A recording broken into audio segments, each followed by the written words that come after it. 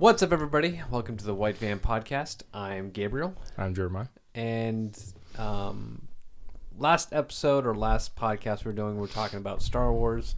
We went through 4, 5, and 6, 1, 2, and 3. And we were going to go ahead and talk about the new Star Wars, which was 7 and 8. But we're going to put that in the backseat for right now. And we're going to go ahead and discuss, because it's fresh in our minds. I just saw it this past weekend. You saw it twice, right? Yep. Avengers Endgame. I don't know where to start. What'd you think overall? Fun. I liked it. I thought it was really fun to watch. I liked it better than Infinity War. And I liked it better than all the other Avengers movies. Agreed. I thought it was that enjoyable to watch. Mm-hmm. But there was a lot of stuff in it that I was like, really? No. Wait, what? Whoa, no. Now, for anybody who's listening, there is going to be lots of spoilers. This whole podcast is just going to be a spoiler. One big spoiler. Okay? And at the end of this, I want to incorporate have you seen the Spider-Man trailer? The newest one? Yes. So let's incorporate that at the end. That's fine. So. But lots of spoilers. So if you haven't seen the movie yet, I ask that you please watch the movie, then come back to this, or listen to this and don't watch the movie. And then watch the movie, or listen to it and don't care. But so I liked it a lot, and we're gonna get two different viewpoints. I've read some comics. I know some things about the Avengers and Marvel.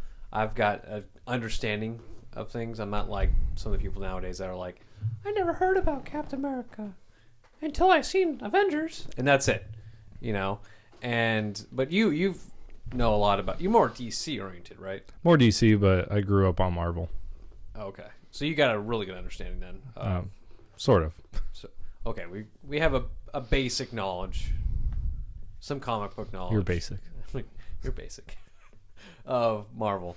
So and I have that giant. You do. You have a giant picture of Marvel of all the characters from like 1984 and back. I like that.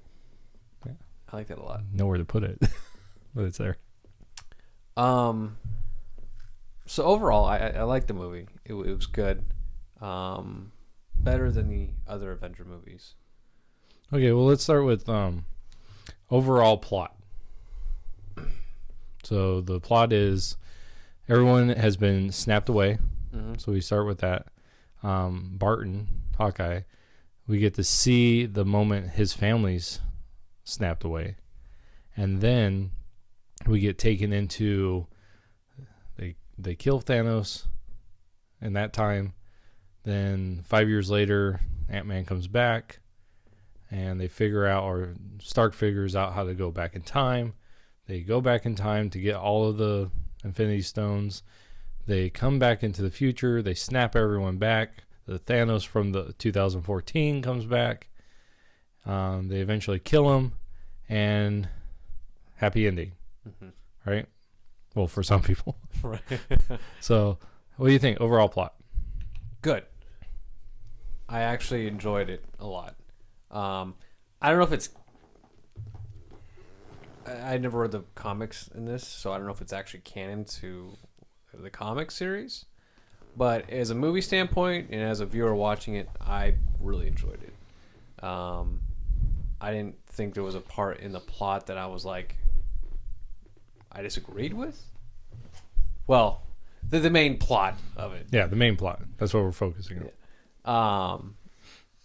No, I like the idea of them going back in the past and then, you know, seeing them past selves and stuff. I thought it was funny when the Hulk was like looking at the past Hulk, destroying things, and he's like, what did he say? He's like, I don't know the word he says because he says it so fast, but then he's like, and he starts throwing things. I thought that was pretty good. No, I liked the plot a lot. It was dark. You know, even up to the very end, it was just dark. Very, very, not very, very dark, but it was dark. and I wanted it to be a little darker. To be honest with you, I wanted other people to die, certain people to die, and I wanted certain people to live. Just because I felt like it would have been more of a punch in the gut. And we'll get to that. How did you feel about the plot? So the comic book Infinity War, it doesn't pan out like that. Like, so there's a character that's involved, called Adam Warlock. Mm-hmm. And you actually, in Guardians of the Galaxy, I believe it's 2, you actually see his kind of birthing chamber at the end. And so that's why a lot of people thought, well, he's going to come and he's going to be the one. And I wonder if they didn't have Captain Marvel, if that would have been the direction they would have gone. Because he's like a Captain Marvel, super powerful, being. Mm-hmm. And so in the comics, he actually concocts the plan. It's not Strange. It's him that concocts the plan. And I believe it's Nebula. It's either Nebula or Gamora. I can't remember which one. They're the actual ones that take the gauntlet from Thanos, and they can't control it. So, but they eventually get it, and everything. And I think it's actually Captain America that fixes it. He puts on the gauntlet. Really? And fixes it. Yeah, I believe so. It's definitely not Iron Man. But as far as the overall plot. Oh, you know what? No, go ahead. Right. I think if I were to rewrite the story, I think I know how I would want it to end instead. But go ahead. So I would say that the overall plot I really liked. Mm-hmm. Because there's a lot of things in there that I like. I think I told you, I've told other people that Endgame is what The Last Jedi should have been. So when we get to The Last Jedi, talking about that, I'll compare the two. Right. But I think that Endgame is what that Last Jedi should have been. Because it is, to me, the overarching plot brings in the full, all the, 21 movies before it or whatever it is, the 10 years, all this been in making. It brings in all of that, and it feels satisfying. It's a satisfying conclusion of a story. So, yeah. So how would you rewrite it? Iron Man doesn't die. It's Captain America. Boo. Captain America dies. He puts it on. Snaps his fingers. Destroys all bad. Thanos and everything. So the same thing. It's same thing. Just switch out the characters. And then Bucky takes the mantle, not Falcon. Which we'll discuss about that. Okay. So let's go. Let's go character. Okay. Character by character. And we'll leave Captain America and Iron Man for last. Okay. So let's go through and talk about each of the characters. So let's talk about Hulk. Let's talk about Hulk. Professor Hulk. Oh God. So I think as the way they did his character, I think it was funny. I liked seeing him. I think he was fun to watch. Is that what I wanted? No. When I saw the Hulk at the diner, mm-hmm. I was like, you got to be kidding me. I was like, where's the Hulk? I was expecting to see Banner sitting there, as his normal self, mm-hmm. Not this semi-Banner Hulk mixture, Was his character funny? Yeah. Was it enjoyable to watch? Yeah. Was it what I was expecting? No. And I was expecting this Hulk to come back out. Or this Banner that was kind of like, he was still a little worried about the Hulk. And then at the final battle, the Hulk actually comes out and does some damage, Mm-hmm. That's what I would like to have seen. Not this Hulk Banner thing, you know, it was just it's kind of cheesy, you know, and I didn't get the Hulk feeling again, like, oh crap, the Hulk's coming out, you know, and I don't know, it was just kind of a little disappointing for Hulk for me. So my only critique about the Hulk is we never find out. So in Endgame or in Infinity War, Hulk gets beaten, right?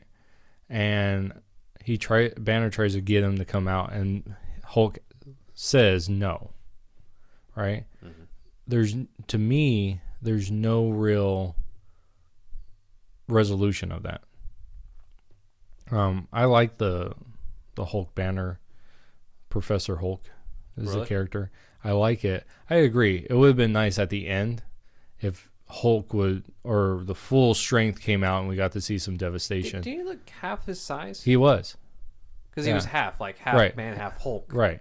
And so, but that's part of the comics. Was that part of the comics? Yeah. So, okay, you know what? I'm happy if it's canon to the comics. I'm happy with that. Yeah. So it's this.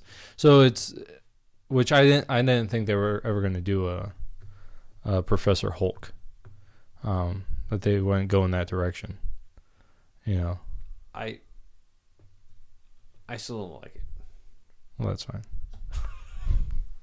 It was just awkward. I really wanted this dispute, like this build up story a little bit between the Hulk and Bruce Banner a little bit, and then Hulk comes out at the end, and I would like to have seen 5 minutes of him demolishing things. Well, see, that's what I was saying. Like, if they would have had that moment where Hulk comes to the realization, I can be a part of that, you know, and that would have been nice if you had, you know, at the end you had a 3-way battle, which is kind of like almost, you know, in DC you have the trinity of Superman, Batman, Wonder Woman.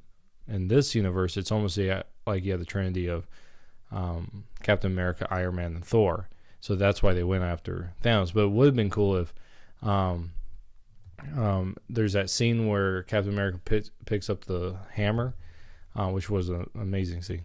Oh, that was fantastic. But if Hulk would have been a part of that and started beating down, but I think if they would have done it, it would have detracted from that battle between the three and Thanos. And you can't let the Hulk lose at that point. He already lost.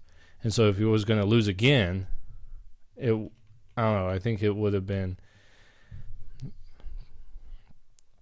too hard, you know, to like for story wise. So I think if you put it in there, it would have detracted from the rest of them. Well, and because he had to win, right? If he goes into that situation to fight fight Thanos. Well, I wouldn't have him fight Thanos. I would have had him fight the big things that were flying in the air. You know, just see him tear something like, or just demolish the army that's coming. Just demolish, just going and going. Just 5 minutes of just him, just nonstop, just winning, just beating the crap out of things. Yeah, I would like to have seen that. You know, and then of course, Captain America, Iron Man, and Thor doing their thing. You know, while that's going on. You know, that's how I would like to have seen it. You know, where he's no longer Professor Hulk. He's full Hulk. Right. You know, so. Nope. All right. Let's talk about Ant-Man.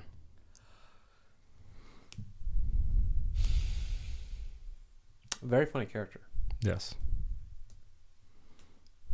I went first last time. You go first this time. Okay. Captain America's butt. Yeah. Yeah, he's some of the best one-liners throughout the whole movie. I thought it was a great way. I don't like the whole idea of time travel fixing everything, even though I thought it worked well. Too cliche though. Yeah. And it's like, oh, okay, so that's how you're gonna fix it. Okay. Go back in time. Yeah. Well, whatever. And it was unique. It wasn't just we're gonna go back in time and stop him. It was we're gonna go back in time, grab these things, and come forward. And so, yeah. So I thought it was a unique way to do it. You know, time and And I don't understand. Like, I listened to one person, they were talking about plot holes, and they're like, how come Ant-Man didn't age like the original Wasp did? You know, it's like, well, for one thing, he was only in there for 5 years, where she was in there since like the 1970s or 1980s. You know, she was in there a lot longer. Mm-hmm. But so yeah, so he's in, you know, so I like that idea, you know, of them doing it. I felt like in the whole time travel thing that Stark figured it out too easily, but they had to in order to progress the plot fast. Mm-hmm. But as far as him, I love the scene of him older, younger, you know, baby. That was funny. And then, yeah, did I pee my pants? Or was it the older me, the younger me, or was that just me? You know, I love that. Yeah. So that's all great. And then, like even other people played off him as a comedian, as a comic relief. Like when Nebula comes down, she's like, "There's an idiot in the landing zone," and then Rhodey, War Machine, flies in, and he goes, "What's up, regular sized man?" Yeah. You know, like stuff like that. Mm-hmm. But I liked at the end how he got a huge entrance where he saves Rhodey and Rocket and Hulk, and he comes out as Giant Man. And he just starts wrecking stuff. So I like that. That was my favorite part for him to see, because I was kind of disappointed throughout a lot of the movie. He was just kind of like the superhero that got picked on. He was never taken seriously, and it was kind of disappointing to see all that, because you're like, really, like, come on, like, if it wasn't for him, you guys wouldn't have any time travel. You guys wouldn't have thought of this, right? You know, like, but all throughout the whole movie, you just see him getting bashed. No one takes him seriously, and then he saves Rocket and the Hulk, and he gets his little few minutes, and then that's it. And I was kind of like, I was hoping to see a little bit more action with Ant-Man. To be honest with you, and I feel bad saying this, I haven't actually seen Ant-Man the movie. You haven't? No. It's a really good movie. Was it? Did you see the second one? Yeah. Was it good too? I've seen every movie except for Captain Marvel. I haven't seen Captain Marvel. Yeah. Which, do you put it down? I will, but I have nothing. Well, I'm basing my. I have things to say about that. Yeah, same here. But I still think he has one of the best lines in the movie where it's the whole banter between Stark and him, and he's like, that I'm not going to use the cuss words, but that suit does nothing for your butt. And then Ant-Man says, that's America's butt. Like, that's great. Right. No, I thought the actor and the character was really good for that. Yeah. I wish I could see a little more of him in action. Well, I'll watch the movie. Well, I will, but I wanted to see more of the Avengers. I wanted to see everything. Yeah, but more you know what? I wanted to see less of the peripheral ones and more of Thor, Iron Man, Hulk, that core team of the first Avengers.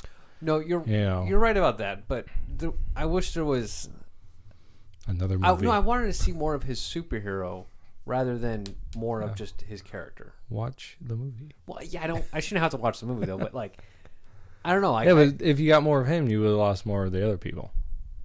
It's already a 3-hour movie, man. I know, that's what I'm saying. 3 in 5 minutes. Yeah, yeah. Well, okay. Who's next? All right. So I'm not going to go through every character. No. How about let's talk about Thor. Hilarious. Oh my gosh. I loved it. Fantastic. Because, you know what? Because you're thinking Thor, right? And then you see that they're like, oh, he never comes out of his place. You see all like the beer kegs and stuff. And you're like, oh, you know, he's drinking, depressed. You know, you're probably going to see like some pissed off, you know, thunder god. Right. You know, lightning god. And then they go up there, and he's got this big old beer gut, and it throws you for a loop. And what's funny is he keeps it through the whole entire movie. Yeah. He doesn't lose it. And I think that was just fantastic. I like his struggle you see. I liked it when he was like having an issue when he's back at Asgard, when they time traveled and stuff. I thought what they did to his character was fantastic. You know. Yeah. Yeah. So the first time I saw it, I was in San Jose, and the second time I saw it was in Havasu. Well, in San Jose, there's a lot more people, and the whole place are cracking up when they saw Thor, and it was great. Nice. I agree. One of the greatest things that I liked about this one, it dealt with the trauma. You know, it showed us trauma. That's why I was saying, like, with the Hulk, it didn't show us the real trauma. Like, there was no huge... it wasn't fully resolved in my thought of him being defeated by Thanos and now him coming back and being able to overcome that, you know. And then with Thor, yeah, you see the trauma. You see it at the end of that first... where they kill Thanos, right? And that's great. When they killed Thanos and he cuts off his head, and they go, "Why'd you do that?" And he goes, "I went for the head." That's a callback to Infinity War, where Thanos told him, "You should have went for the head." You know, and so I loved how he went for the head this time. You know, but that didn't satisfy his he didn't overcome Thanos. He beat him, but he didn't overcome him. And to me, that shows in him being fat. You know, that he still, he never overcame Thanos, and so he can't speak about Thanos. And he cried, right, when he's like, who beat him? You know, who cut off his head? It's like, yeah, you did, but you tell that you can't overcome. You know, you can tell he still has a hold on you. You know, and I love how he got that moment with his mom and how she tells him, "Go eat a salad." Yeah, that was great. You know, on a side note, this was the very first movie in my whole entire life that I had to get up and pee. Oh, really? Yeah. And I missed out on a section. Ant-Man gives Tony Stark a heart attack. Oh, yeah. And briefcase slides over to Tony Stark. He grabs it. And then he gets... Hulk bashes the elevator or the stairs. He's like, "I hate stairs." And then the cube flies out. Then I'm like, I gotta pee. So was there a little bit there that... Well, so Loki grabs the Tesseract and he disappears. And really, that's it. I mean, did you see Captain America fight Captain America? No. Oh my gosh! Well, you suck. When I got back to my seat, my fiance was like, "You missed Captain America fight Captain America," and I was like, because that's one of the lines where Captain America, the future one, he beats the other guy, and the guy's laying on his stomach, and he goes, "That is America's butt." It's a great line. That's awesome. Man. Yeah, it was great. It was a great little fight. Who won? Captain America? Yeah. And so, like, yeah, it was great. And then, but that's really all you missed. It was a great line. You missed a great line. Damn. But yeah, and then I love at the end where Thor dons his Thor outfit, and it's all black. Like, I loved the fact that his outfit was black. Even at the beginning of the movie, it was black, and it kind of reflected his emotional state. And I loved how he's still fat, and he waddled, like he's like waddling out there. You know, he's not like like this. Like he's some like athlete, Right. He's like, yeah, he waddles out there. So I loved that. And then I loved at the end where where they're the Asgardians of the universe, and the little like the face he gives Star-Lord, where he's like, they're talking about bantering back and forth, and then Star-Lord goes, "It's me," right? And he turns to me and goes, "Of course, of course, of course." like this sultry, like I'm like, what the. What's wrong with you people? Like they must have had a lot of fun filming that little scene. So I love that. Oh, they did a lot of justice to his character. Yeah, I was really happy. Yeah. For me, the original cast, except for Hulk, I felt got a lot of resolution. And I felt like at the end, Thor overcame. Like, not only did he kill, right? In this case, he didn't kill Thanos, but he overcame Thanos, And so I think that was good for the resolution of his character. And the fact that he's still in the MCU. I like that. I like that he's going to still be there. So, all right. I think we can skip kind of the side characters. Like Spider-Man. Well, yeah, because he's not in there that long. No, when he did come out though, I was really happy. I was happy that when all of them came out. Yeah, I was actually ecstatic when they all came out. Yeah, of course. But I was like, Spider-Man, like him coming out there and kicking butt, and it was great seeing his character and seeing his name's Tom Holland play and just do a great job at my favorite Spider-Man. Same. Yeah. Which, on a side note, I haven't actually seen any of the Tom Holland. Are you freaking kidding me? Well, there's only one. So I know, and you haven't seen Homecoming? Is that the one? That's the one he's in. I haven't seen it. Oh my gosh, you are a horrible person. And after seeing even this little bit with him, and then seeing the new trailer, I'm like, I have to see. You have to see that movie. I have to see it. It's such a good movie. It's in my top at least 10, if not my top 5 Marvel movies. Well, it was at that point where I was kind of like getting bored of the whole Marvel universe because there's so many coming out. Right. And I'm like, oh my gosh, just stick with one plot and just go with it. Right. And he just kind of got like the end of my annoyance with the series, with the whole thing. And I'm like, I'm sorry, Spider-Man, you're kind of getting this too. I don't want to see you. Yeah, it's really good. Really good movie. A lot of good stuff in it. Did you want was there okay, what was the next one? Okay, I want to talk about I want to put Hawkeye and Black Widow together. I was going to say, can we put those two together? Yeah. So who went last? Me. I'm going to go first. So I loved the beginning of Hawkeye's story. I did too. Well, no, you said you go first. Go ahead. No, go ahead. No. No, you're a piece of crap. Go ahead. No, this is a little side thing. I didn't know the movie started, so I thought it was another preview. A lot of people didn't.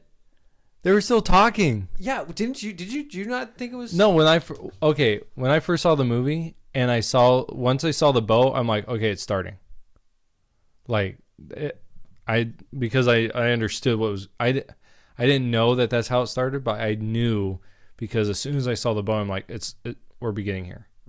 But in the first viewing I saw and the second viewing, same thing. People were talking, not really talking, but like, whispering because we had just done the trailers. And then I heard a lot of people go, is this the beginning? Navi, who was sitting next to me in the second one, my daughter, she goes, is it starting? And adults were doing that. So I mean, like everyone. So I didn't think it was a good start for the movie. No. It needed something like to start it. No, I know. I wanted like a 20th Century Fox kind of thing, just be like, oh, the movie's starting. Right. It needed something to start it so that we knew the movie started. But as far as the scene, I I thought was fantastic.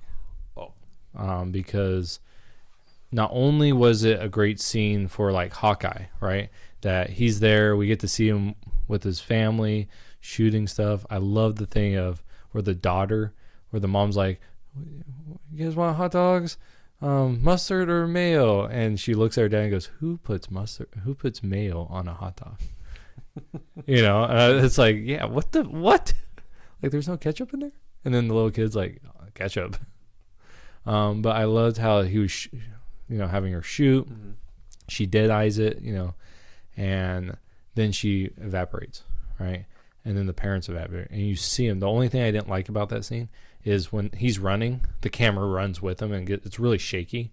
But other than that, like, the scene I thought was phenomenal because it brought you back into Infinity War.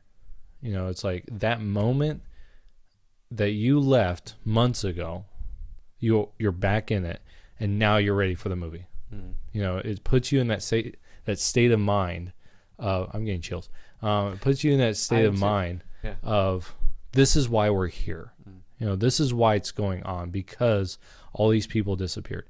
And if you didn't see Infinity War, I didn't think you needed to see to understand the stakes, because now it's everyone's gone. And then it goes into everyone's gone, right?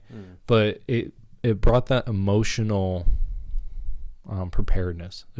It prepared you emotional by breaking you down into a state of, now I know why I'm in the movie. Didn't start off action. You didn't start you all pumped up. It started you off as, no, this is nice. Oh. Yeah, and gut punches you. Yeah. Mm-hmm. And then takes you into, looking over New York, seeing all the stuff that was going on there.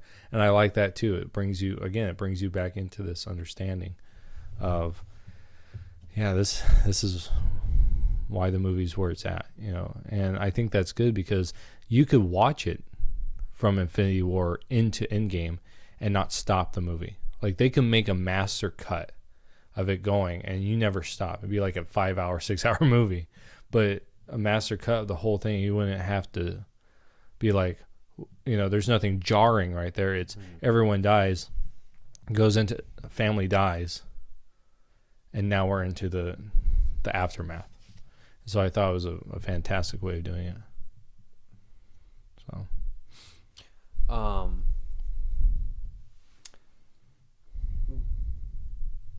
loved his character. I like what he became into. Oh yeah, I forget what it's called. Ronin, I think that's his character name. Was that his character? Is that what he became into? Yeah, that was during the 5 year. Yeah, I think the character's called Ronin. I like what he became. Yeah, me too. Mm-hmm. It really showed what he was going through. Like, man, he became the Punisher, right? Essentially, right. And awesome. Yeah. Black Widow, you don't see very much. You don't see a whole lot of her. You do, but you don't see a lot of her doing any. Yeah, not a lot of like physical fighting. No. There's not a lot of action with her. No, it's more just dialogue, which is fine. Mm-hmm. Because I know what Black Widow is capable of. Mm-hmm. And she brought like a lot of emotional, like when she's cutting the peanut butter sandwich, and she's talking with the people, right? And then when Rhodey, War Machine, tells her, about what Barton has been doing in Mexico, and you could see the emotional connection, which I loved. I loved this understanding that they have a deep connection, and it's not a love connection in the sense of more like brother sister. Yeah, it's like this philos type of love, this Greek understanding of brotherly love that they have.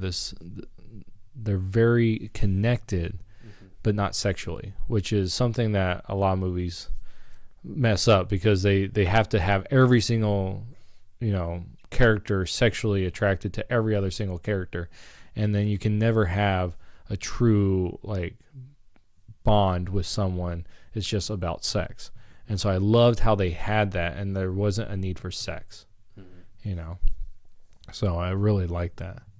because later on, I think it plays a big part. Well, I'm glad they meshed the two characters together because they both don't have superpowers. Right. They both have a very similar skill set. You know, so I think they did well where it's Hawkeye and Black Widow together. Get to a certain point in the movie, right, and then it branches off. And I love the line when he's Ronin right before Black Widow gets to him, where he's talking to the guy, the Japanese guy, I believe it is, might be Chinese.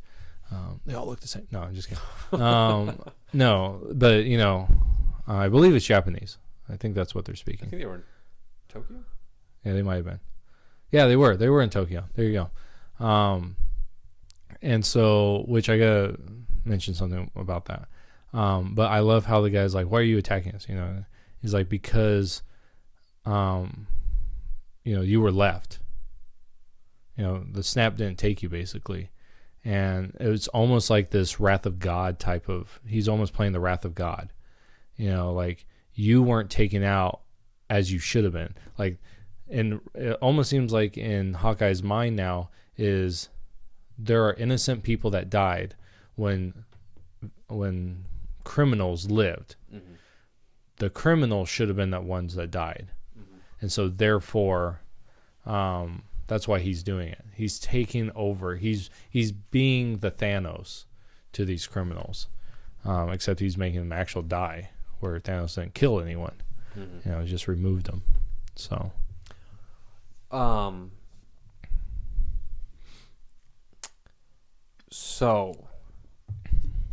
who would you pick? Before you go there, and the hand holding were between Widow and Hawkeye. I love that because the interaction they have together, where Hawkeye says, "Don't give me hope," and she says, "I wish I could have brought it to you sooner."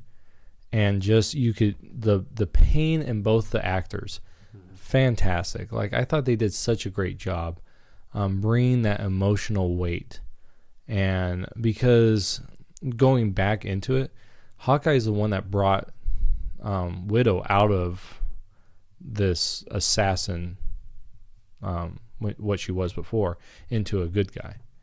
And so now it's the returning of the favor. It's now Black Widow's bringing Hawkeye out. And I loved how they had that moment. And so, yeah.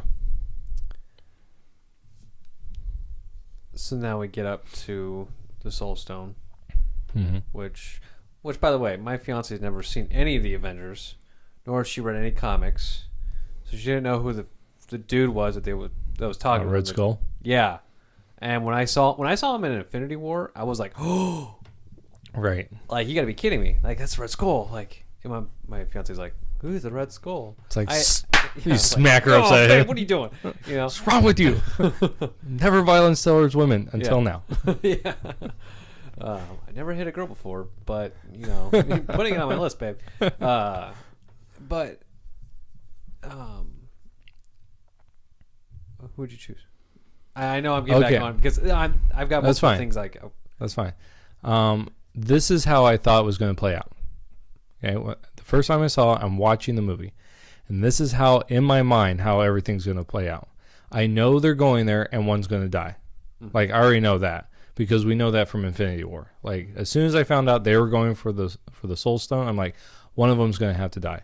In my mind, it's they're going to kill Barton, and I don't think they should. This is why I'm going in, and here's my reason why. I think they're going. So this is me before. I think they're going to kill Barton because for two reasons. One is story-wise, and one is political, or what is happening in Marvel right now with the whole thing. Okay, so outside the movie. So one's outside the movie and one's inside the movie. The reason inside the movie, I'm thinking they're going to kill Barton, more of an emotional impact because he loses his family. So I'm thinking, okay, they're going to do that. And they're not going to kill Widow because they want more female-driven storylines. Right? This is why they have Captain Marvel. So I'm thinking they're going to kill Barton, which I would be fine with. But I think they should have killed. In my mind, I haven't gotten to that point yet, right, in the movie. But all this is happening in like split seconds as I'm watching it. And I go, but they should kill Widow because of her love for Barton. Like her deep love for Barton. As a character, she wouldn't allow him to lose his family. You know what I'm saying? So for me, Widow should have died. And again, this is before everything has happened. Widow should die because she would not allow Barton to kill himself.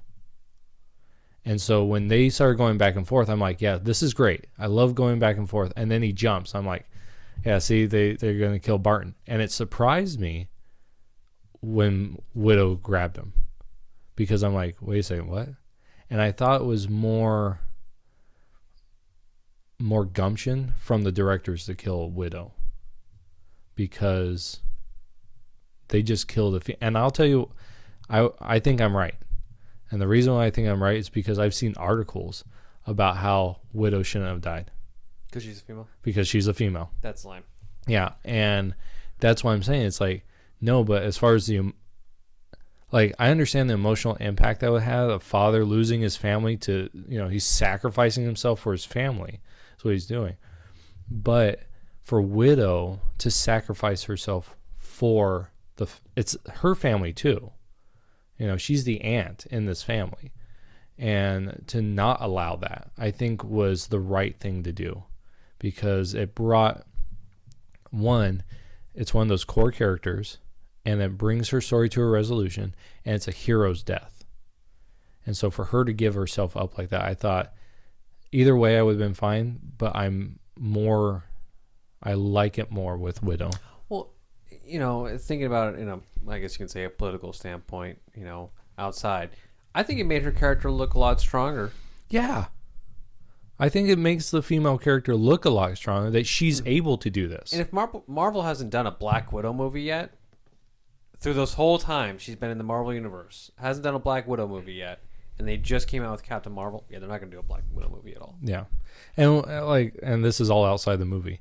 Mm-hmm. She can't carry a movie by herself.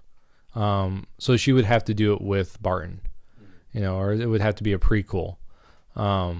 Or something else, because even though I like I forget the movie she was in where she was downloading more and more of her consciousness and all this stuff that was happening. I liked the movie, but it didn't make money. And from a studio point of view, okay, she can't she's not a lead role. So, not that I think that she's a bad actress, because like I said, I liked the movie that she was in, that she was the leader. I think she's a fantastic actress. Yeah. But so I think that I agree. If they weren't going to do it by now, they're going to get rid of her. Mm. But I don't think that necessarily she'll be gone because of what Spider-Man. But anyways, we'll get to that. Okay. Well, let me. So I'm watching the movie, right? Mm-hmm. And it comes up to the scene where they're at, and I'm like, oh, crap, who's gonna die? Like, there's no third person, right? Because if there was somebody else there, there's Chad from accounting. Chad, we love you a lot. Like, you guys didn't really truly love him, so you guys aren't getting the Soul Stone, but we did. Give us the darn thing. I was like, holy crap, who's gonna bite the bullet? Okay, and I wasn't like, who's it going to be? Well, I was, who's it going to be? But I wasn't guessing who was it going to be first. So I'm watching the fight. I love the fight between them two. Fighting on who's going to die. Mm-hmm. And, they're both hanging there. And then, of course, Black Widow dies. Spoiler. And I was kind of like, you know what? I wanted Hawkeye to die. Okay. Because he's toxic masculinity. Yeah. Dang men.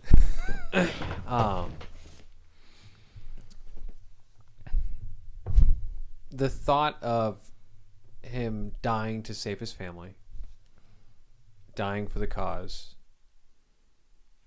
I think it would have just been more of a gut punch to the audience,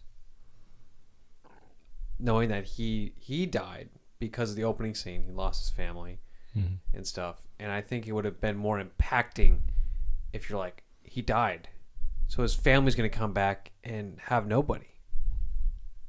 You know? But think about this.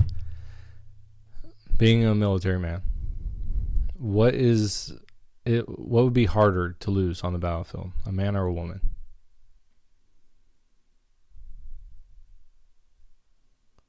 I don't know how to answer that. So studies have shown that men will that's why grieve more over a woman than they will over a man. Well, it depends on my connection with. Well, I know, but okay. So if I had two friends, right, I'm fighting alongside, male and female. I have both similar friendship with both of them, and they both died. Mm-hmm. I would grieve over the female more. Right. It's for men, it's a natural thing to grieve over the woman, because psychologically we think that shouldn't happen. Right. So I think it's for the guys that are left of that core group, right? Because she's the only female. For them to lose her, it's more impactful. You know what I'm saying? Whereas if they lost Barton, it would be like, yeah, we lost them, and it's sad. But she was unique compared to the rest of them. You know what I'm saying? I'm disagreeing with you, man. Really? Really? Well, because you have no taste. Oh, you have no taste of people dying. I wanted him to. Yeah, you have no taste in death. No, I wanted him to die so the audience can be like, "Crap, he's not going to see his family anymore." Yeah, but I think that was the cop out. You think that would have been the easy way to go? Yeah, I think that would have Really? been the easiest way to go. Because you expect that. You expect him to give up his life, which he tried to. But you expect him to die. I like the twists and turns. You're like, he's gonna die. He didn't die. Right. He's gonna die. Oh, he's I not love gonna die. that. I love that because I'm like, right.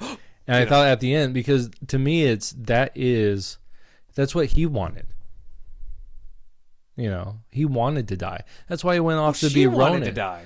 I know that, but that's why but she didn't go off and be Ronin. No, you're right. He wanted to die to ease his pain.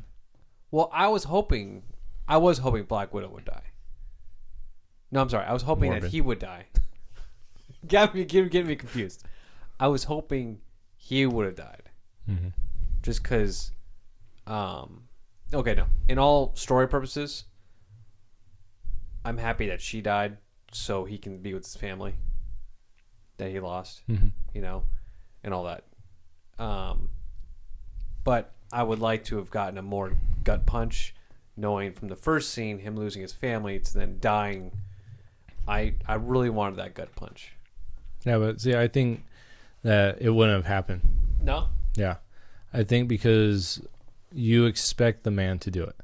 No, and then I would... No, I'm not saying like you, but I'm saying like general, we expect the men to give up their life. Mm-hmm. We see this in war. More men go to war, and we expect this. This has been part of human history. So for him to do it, it would have been a very heroic thing. For the female to do it. Well, no, I'm saying for him to do it, it would have been heroic because he's giving his life for his family. Right. But I think that for the impact of the story, it needed to be her. You know what I'm saying? Like I said, either one of them would have died, I would have been fine with, because both of them had a reason to die. And it was, to me, very heroic for her to die. Even more, in my estimation, it's more heroic for her to die than what would have been for Hawkeye, because that's a cop out for Hawkeye. In a sense, not in the sense like, oh, I don't want to see my family. I'm tired of them. But in the sense of, that's how it should have been. It should have been him. You lay down your life for your family, right? But for her, he is her family. That's her brother. That's, his wife is her, sister, and the kids are hers, they're her nieces and nephews. And so she's laying her life down just like he would have. And so that's why I think narratively, and then the impact on the rest of the Avengers, it would have had if you would have had Hawkeye die, Hulk's not going to be as upset because Hulk has an emotional attachment to her, and same with the other Avengers, because again, going back to this, that's to me is real because they all had to deal with her and the original. Right, they all have their connection. So Tony has it in Iron Man 2. That's when we first get introduced to her. Mm-hmm. Hulk has an actual physical, that almost a love connection. Yeah, it's a love relationship. Captain America in The Winter Soldier has a very good working relationship. Then of course, Hawkeye, very deep connection. And then Thor, not as much, because he's only been around her in the Avenger movies. So yeah. So to me, her death was by far the most emotional impact for the group. And so for the story wise, that's why I was saying that would be the best. And I thought the easiest one would have been Hawkeye because everyone expects that. But for the story wise, for the impact of the people, I think that's why I think. You're right, I'm wrong. No. I was gonna say it too. I was like, no, you're right, I'm wrong. No, I'm right, you're wrong, man. You post it in the comments who's right. Yeah. But they're both side characters, and I don't think both of them would have a good movie by themselves. Do you think? Right, no. Yeah, okay. I think it'd been an interesting movie. Age them down and put them at how show us Budapest, because they brought that up several times, not just in this movie but in other movies too. There's a great scene where she's like, just like Budapest. He's like, you and I remember Budapest very differently. Yeah. I would like to have actually seen what happened in Budapest. Yeah, maybe that would have been, but then it's kind of like, when you go into a prequel, then you kind of mess up things and you take away the mystique. So yeah, but I don't think they should have had a thing with them. So, all right. Let's talk about Thanos. What do you think about him? That's Josh Brolin, right? Yeah. Fantastic. Such a good actor. Such a good actor. I wanted him for Batman. Really? Yeah. That's a side note. We're gonna get off on a different tangent. You didn't like Ben? Oh no. I liked Ben Affleck. I think as Batman, physicality, such a great best Batman. So yeah, but I wanted him to be, when they were figuring out who it was going to be. At the time, I wanted Josh Brolin. Interesting. So I'm not upset with. He would have been crazy with superheroes. He played Cable. I know he was all over the place. He was, and then if he played, that would have been pretty cool to play Batman too. Sorry, Marvel, going back to DC. Yeah, back and forth. You killed me off. I'm going to DC. So Thanos, I thought, I love his character. Mm-hmm. So, I can't predict what he's going to do next. Or I thought he was going to kill Nebula when, I guess, he was interrogating Nebula. Mm-hmm. I thought he was going to kill her. But he didn't. And I like the way he just approaches things and the way he talks. I like how the army, or he's sitting there waiting for the Avengers, I like his attitude. I just like his presence. He's a fun bad guy to sit there and watch. Mm-hmm. When I saw him die in the beginning, his head getting cut off, I was like, that's it. That really ticked me off when they killed him. I'm like, where's the battle? Give me a huge battle to kill this guy. So when it happens at the end, I was like, okay, the first scene is fine now. When they killed him, it's fine because they get my battle. But I was ticked. I'm like, are you? There better be something really good in that third act. Well, do you know what pissed me off? What? That was so easy for them right there. I know he snapped his fingers and he destroyed the soul stones, so he's very weak. Right. I'm guessing, but it was easy for them. Right. Okay. Well, yeah, but you have all your heavy hitters at that point. There was all the heavy hitters attacking Thanos right away. Right, but you didn't have Captain Marvel either. So you have Captain Marvel. So because Captain Marvel was giving Thanos a headlock,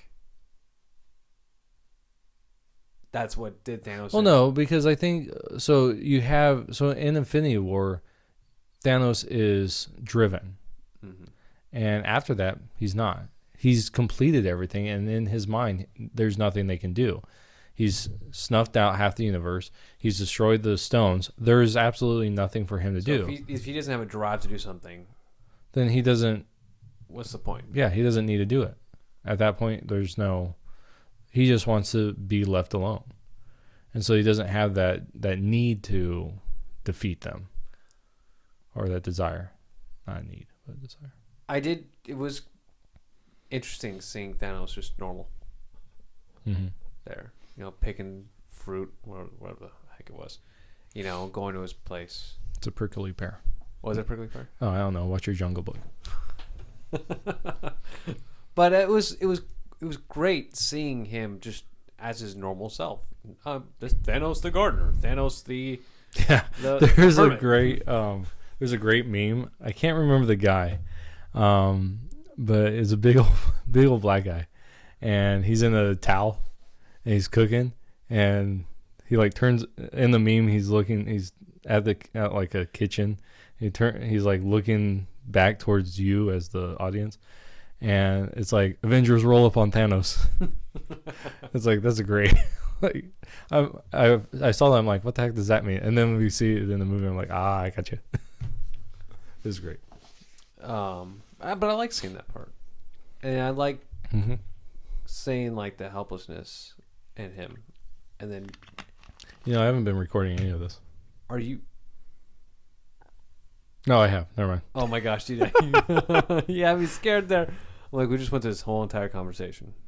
I hope I'm recording. Am I? I do. Oh, hopefully. Oh, memento. Yeah, I'm recording.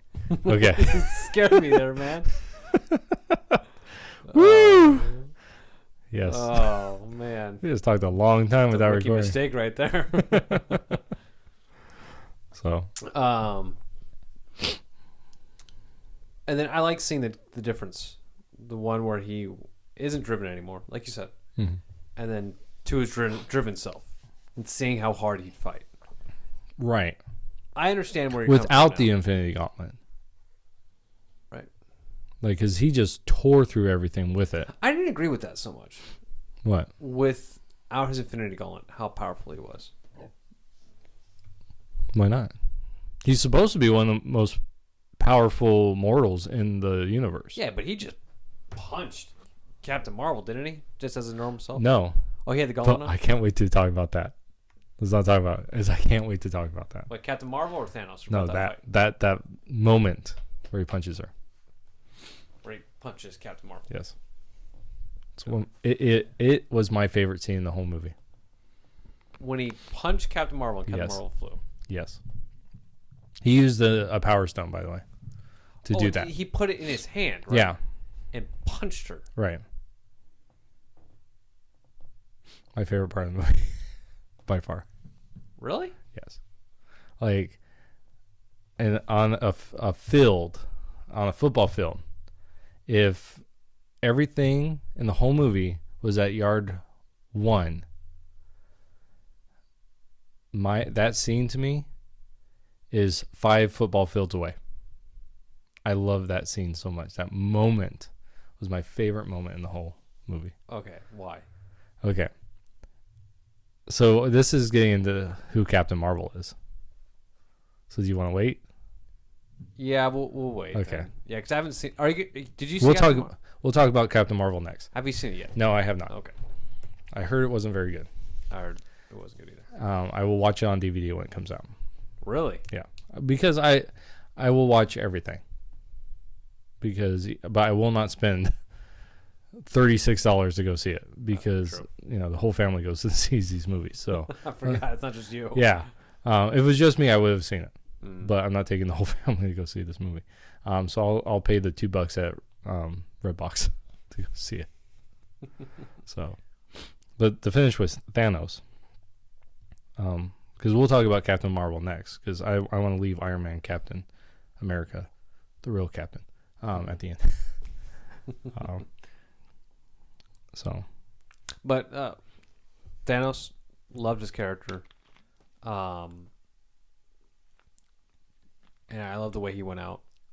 The same way he was, he took out everybody else. Mm-hmm. Poetic justice. Poetic justice, yeah.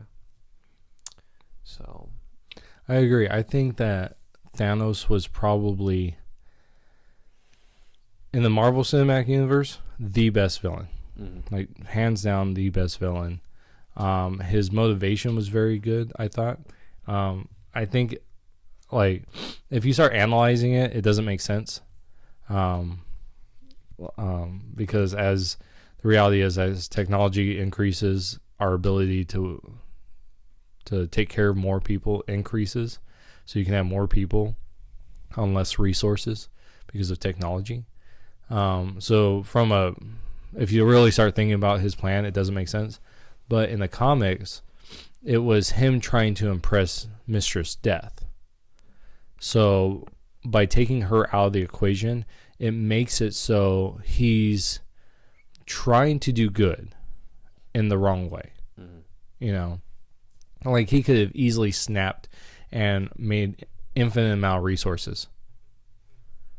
And that would have not taken out anyone and yet fixed the problem, But I like the commentary. I'm very surprised with the Russos in general, because I think they do really well in tackling political themes without being overt politically.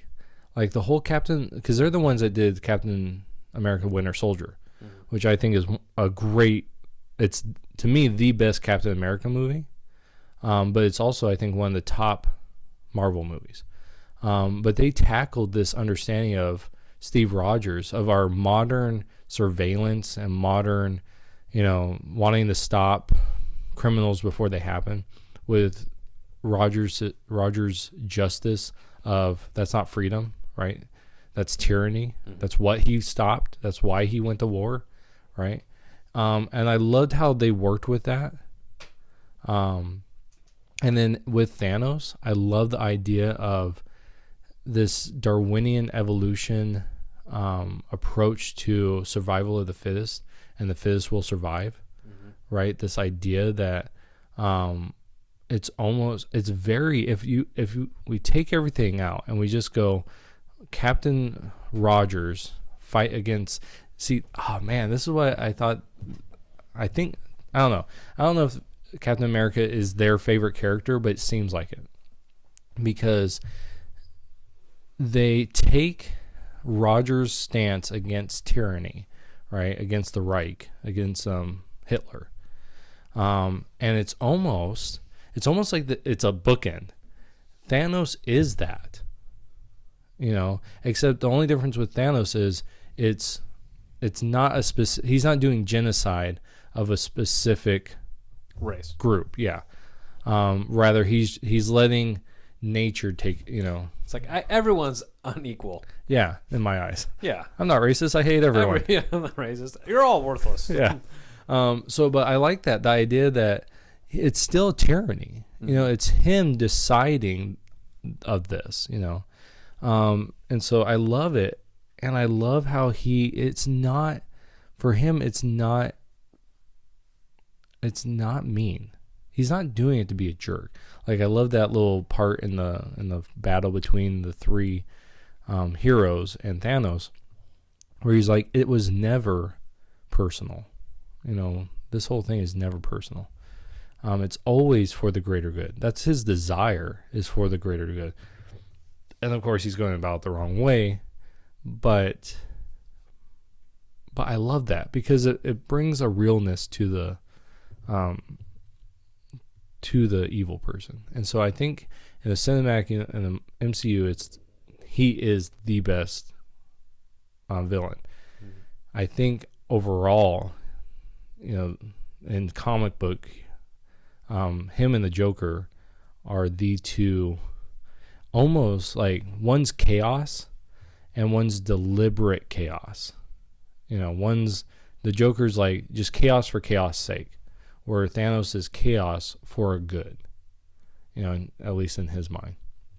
And so I think he's even up there with the Joker in the comics. No. I'm saying in the Marvel world. In the comics, he's just he's a crazed type.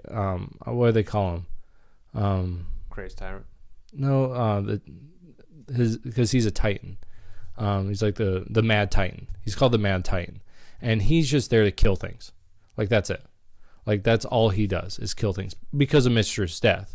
He wants to, because in the Marvel universe, Mistress Death is actually an entity of death. Like she is death. And so he wants to show her, he falls in love with her, and he wants to present her with a gift, and so he takes out billions of people as a gift to her. And so, but in the cinematic universe, he's more real. It's not just I want to kill a bunch of people because I'm in love. There's a purpose behind my madness. There's a method to the madness, and right. This is the method. Interesting. So, all right, you ready for this? Which one? Captain Marvel. Captain Marvel. Yeah. Not enough of her. I thought too much. Really? Are you serious? Yeah. No. I thought she was fine in the movie. Sort of. Well, what the heck is up with her haircut? Okay, so in the comics, that's the way at one point it was. Oh, really? Yeah, at one point she had a mohawk.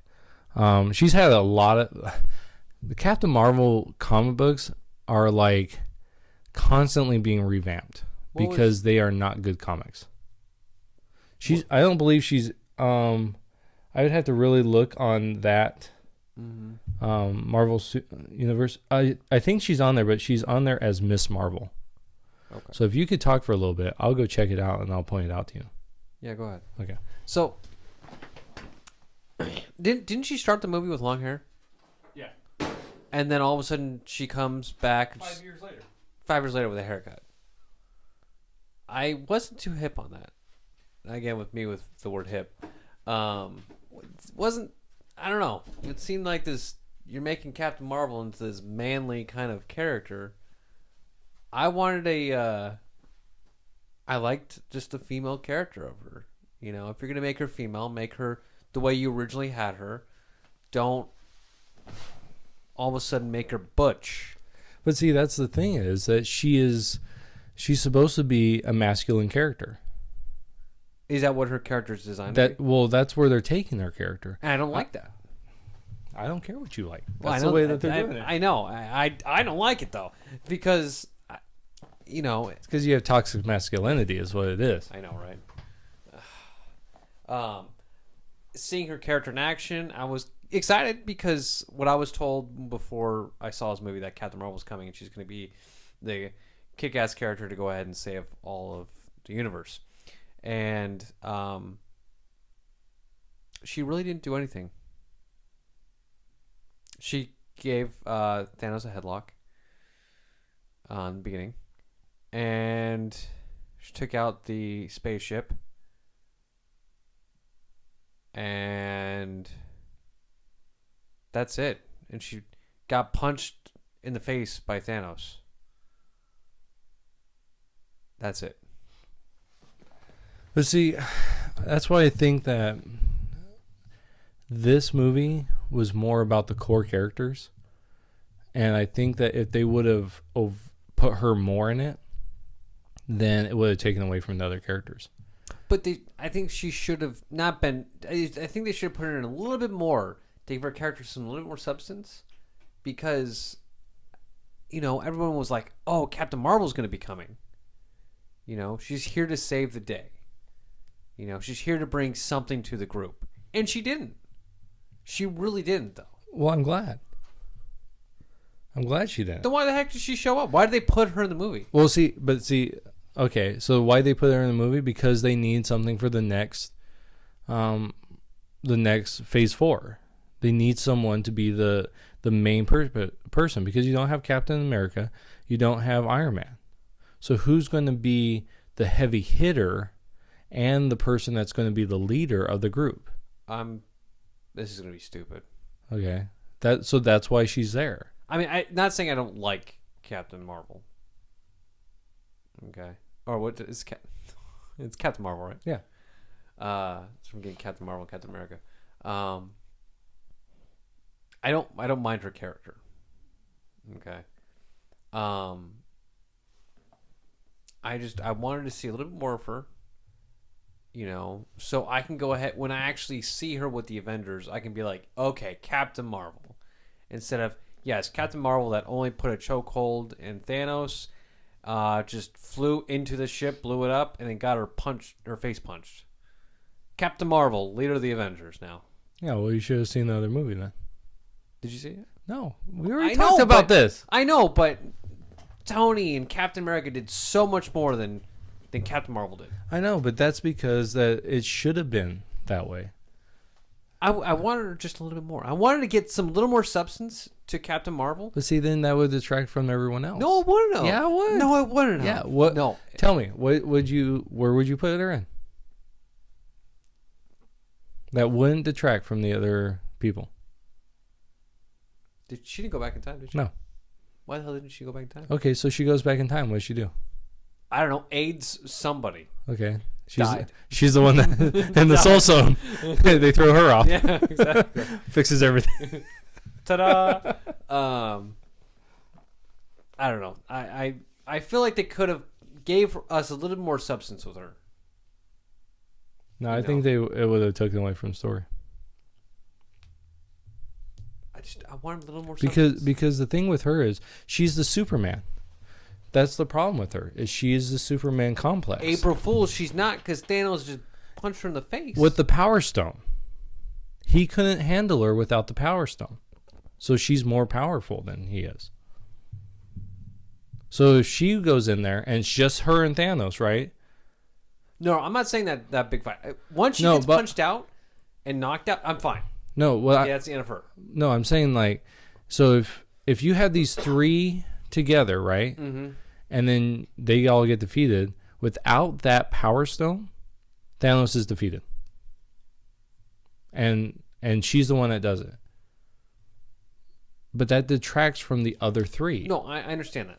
I'm saying before that, okay, but Thanos uses the Power Stone, knocks her out. So, I'm fine with that. And then the original three goes and takes care of Thanos. That's fine. Before, I would like maybe 5-10 minutes of something with Captain Marvel. Oh my God, that's a ton of time. No, it's not. Yeah, in the movie? You would have stayed after the credits 10 minutes to go. You did. I did, actually. I heard there was something. There was a ding, ding, ding. That was it. That's what I was told too. Yeah, that was it. And I was told, we'll get to that. If there was an after credit scene, that would have been fine. Okay, so you would have sat for 10 minutes and watched an after credit scene. Good. So I would like to have sat for 10 minutes and watched Captain Marvel. No, that would have been, well, no. But what I'm saying is, so you put her in, right? Okay, where do you put her in?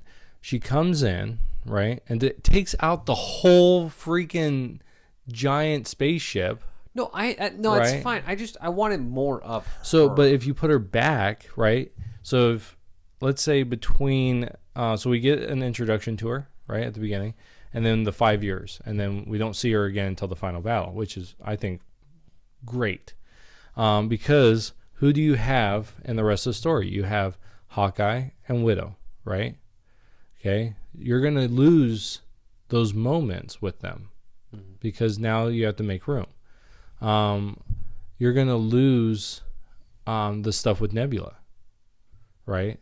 Which that's plot, so you have to have that in there. but the more you add, the more bloated it gets, right? And then you're gonna lose all that time you get to spend with Iron Man and Captain America back in the back. I feel like when the new Avengers movie comes out, I'm not gonna be as like, yay, Captain Marvel leading the Avengers. I'm not gonna be like that. I'm gonna be like, Thor, what do you think the Avengers should do? But he won't be there. Huh? He won't be there Why? as Guardians of the Galaxy. He'll be with them. Dang it. Yeah. That's lame. So the new regime is going to be Falcon, Captain America. Don't even. I don't. Go ahead. You're gonna have Captain America, Captain Marvel, maybe War Machine, right? Mm-hmm. The Scarlet Witch, maybe Black Panther, and maybe Doctor Strange, Spider-Man, maybe. So there's your core group, right? And Strange isn't one to work with others, so I don't think he'll be in it. Black Panther's more of a solo character that is good to like pop in, but not fully. Because to me, he's supposed to be one of the most intelligent people in the Marvel universe, you know. So it's not just like he's smarter than Tony Stark, and I believe, like the three top smartest people in this universe. Well, maybe not in the cinematic universe, but in the comics is like, Black Panther, Tony Stark, and Reed Richards. Like they're the trifecta, and maybe Doctor Doom's in there too. But like they're super smart, you know. But so what you have is you have Captain Marvel is going to be the leader, the de facto leader. And I think that's going to be junk. But that's what they've set it up as. And that's why they released Captain Marvel before before Endgame. So you can be prepared for Captain Marvel. Right. Okay. But I'm saying if you would have got more with her, you would have lost with the others. Okay. So I'll give you that. I'll give you that one. That's right. Shut up. Okay. I am excited to see her movie though, to see what kind of character Hollywood has made her. See, and here's the thing. I would love her comic book character, but Hollywood was gonna mess it up. But see, the thing is that's the problem with her character in the comics. They keep changing her, you know. And I was never a big Captain Marvel fan. Really, the only times I've ever really encountered her is I can't even remember a time in the comics that I've encountered her. I've encountered her in like animation, and she's always been a side character, never a front and center character. But I think the only time she's ever really been popular is her first iteration, which was Miss Marvel, which I thought was on this giant billboard of characters, and I still haven't found her. She's the one that has the kind of the black leotard with the kind of, it looks like an S, you know. Okay. Like it's a lightning bolt, I believe. So I couldn't find it on there, but I think that was her most popular iteration because they keep. She's becoming a feminist icon. But the people that buy the books aren't the people that are that type of person, you know. And so her sales never do well. I guess even now they're tanking. Well, you know what? If they didn't make her into that, I would love to go see it. I would like to see her character expand more. But if they're going to be taking her character down that road, I don't want to see it. Well, see, that's why Black Widow was such a good character. That's why I liked her character a lot. You don't get that from it, like Hollywood. Hollywood wasn't like, we have to push this feminist, you know. This third wave feminist type stuff. That's why she's so butch.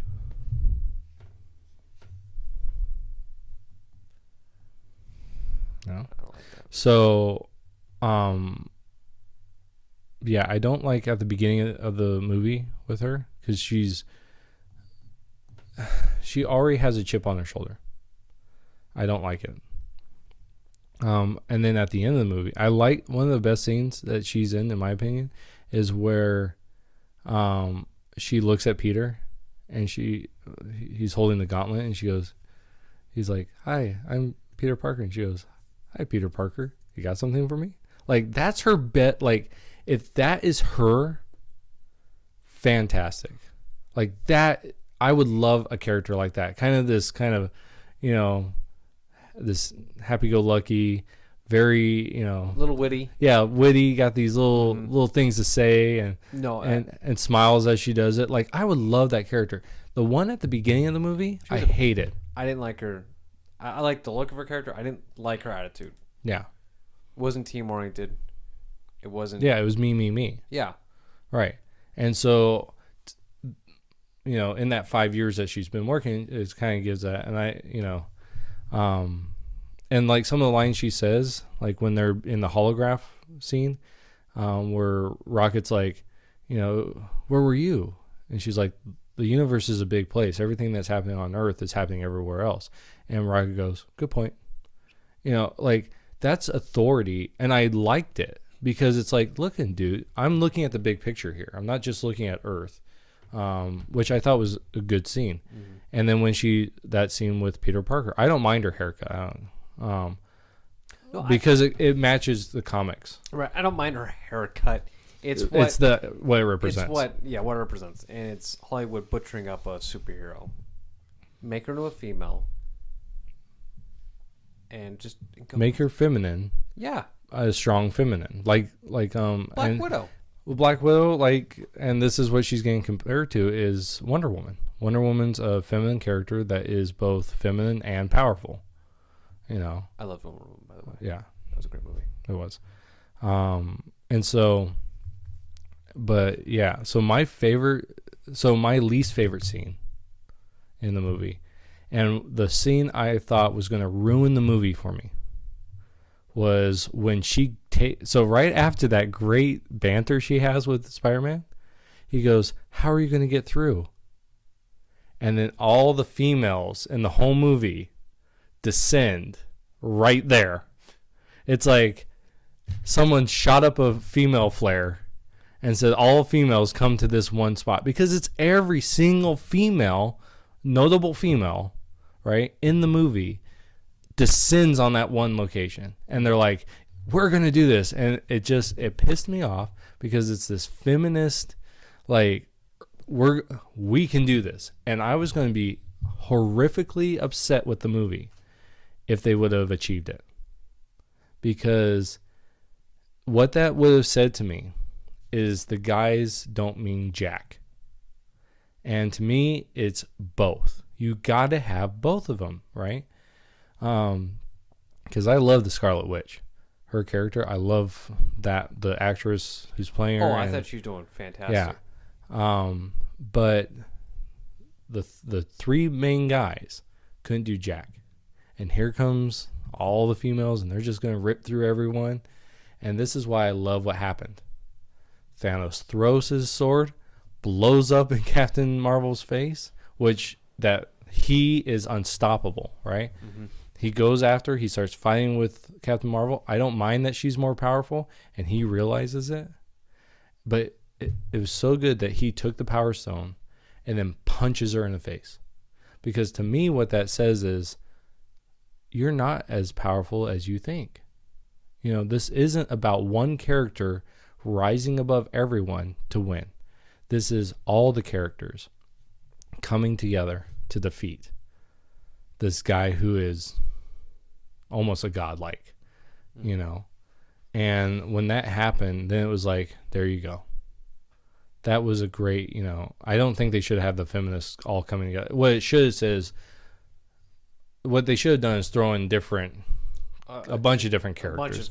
You know what would have been nice? A lot of the sub characters. Yeah, that would have been good. Bucky, just everyone there.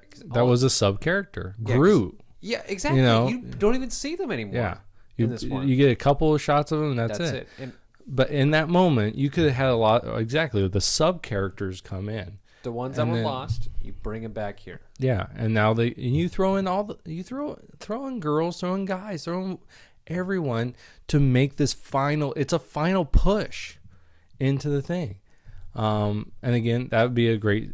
To me, that would have been a better scene. But every single one of them was female, and it's like, I see what you're doing. You're pushing this agenda in this scene, and that's why I love she got punched in the face, because I don't know if the Russo brothers were doing this on purpose, the directors, but I almost felt like they were saying, we're going to do our movie.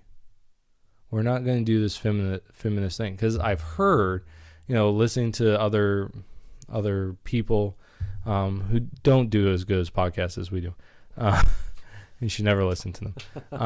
And, reading articles that the Russos never wanted Captain America in their film.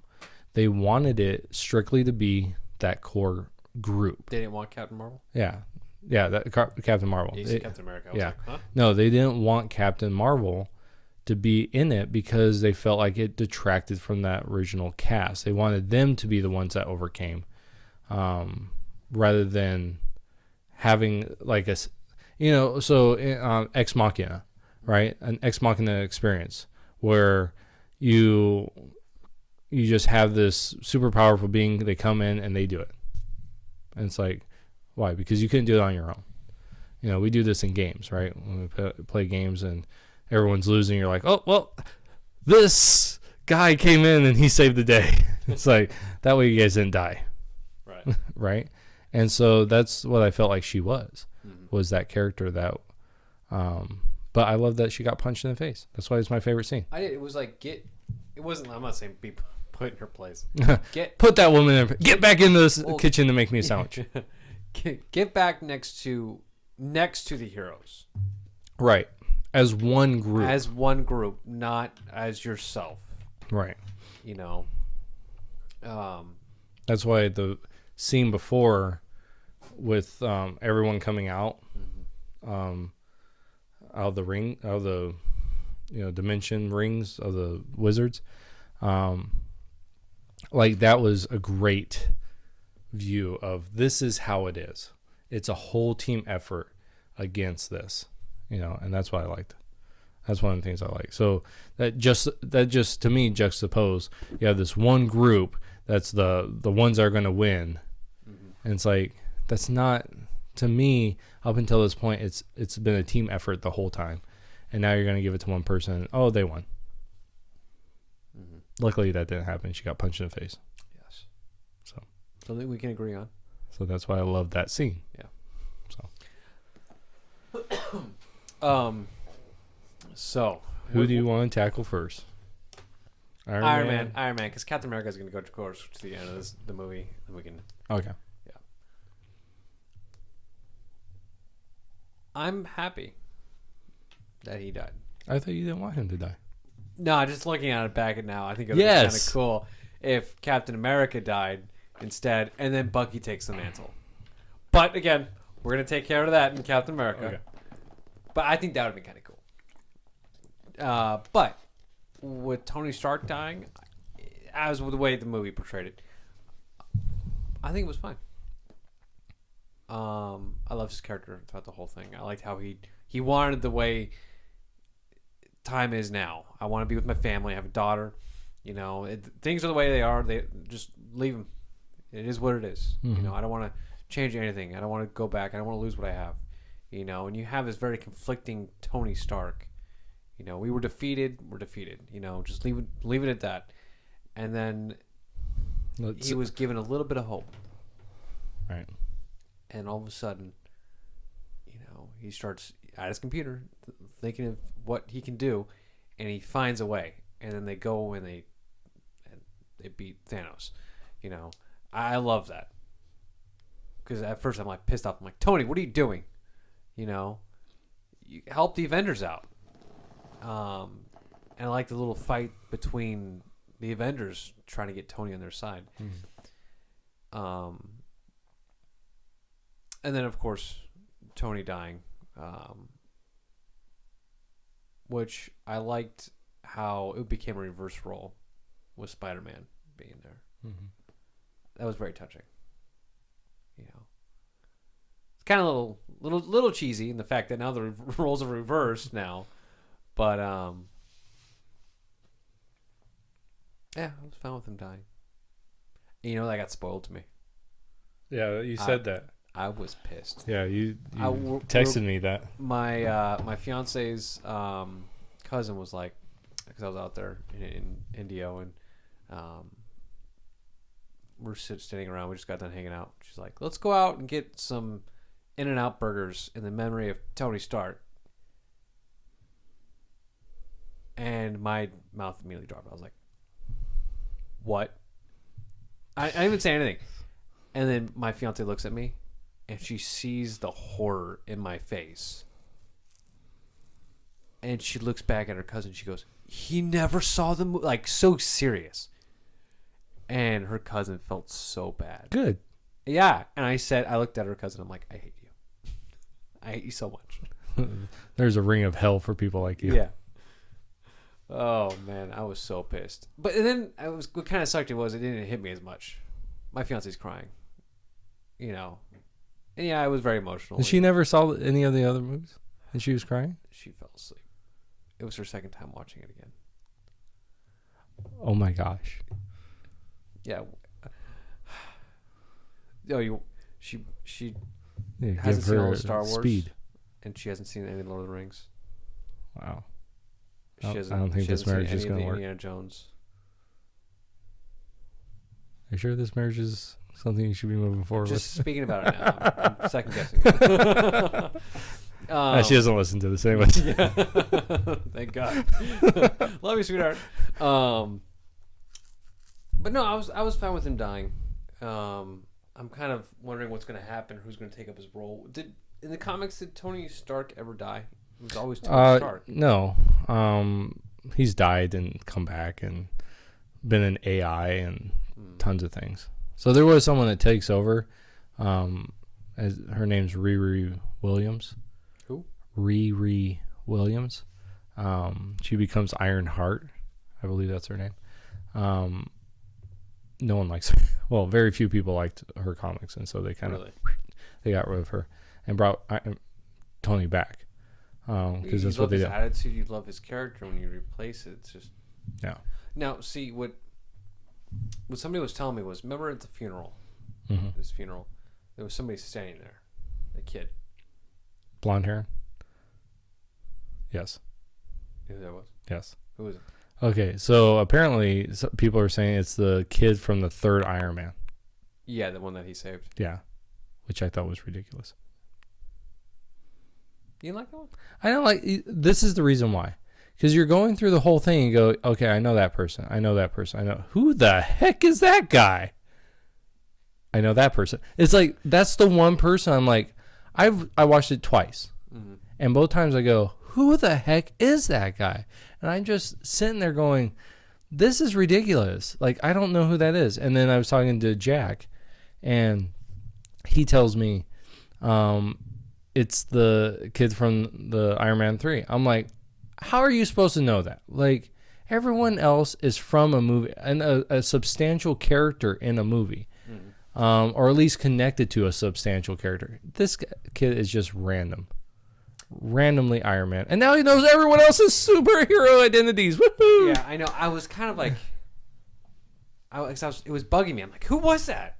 Who was it? And for like several days, I was like, who was that person? I'm going through. My brother was like, oh, you know who that was? That was a kid from Iron Man. You know, the one we saved. I'm like, that's who that is. Yeah, it's like, ridiculous. And it's cool that he's like in there, and like if you remember it, you know, you'll see him, you know. But at the same time, I'm like, but really? It makes sense, I guess. It makes sense that he would be there, but it doesn't make sense for us. Well, you know that the ding ding ding noise you hear at the end of the credits? Yeah, that's Iron Man making his armor from the first. That's what people are thinking. Right. Well, they said that Iron Man's going to come back. Who? I heard that there was talk that Tony Stark is coming back. I guess Tony Stark. He's not coming back. No. This is whether or not it's true. I don't know. I don't think he's coming back. Well, I don't think he's going to come back either. But what I've also been told is supposedly that the kid is making the armor.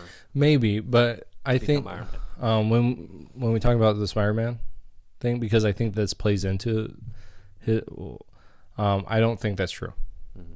What are we doing on time? We are over an hour and a half. Wow. Yeah. We're doing at least a 2-hour thing here. That's fine. So then, that's how I feel about Iron Man. I was fine with. I liked the funeral at the end. Mm. It was very touching. It really was, and yeah. I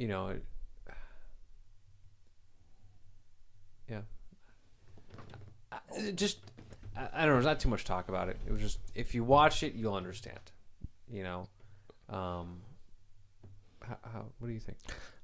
So I liked the Iron Man's whole arc. I liked from where he was, because it makes sense.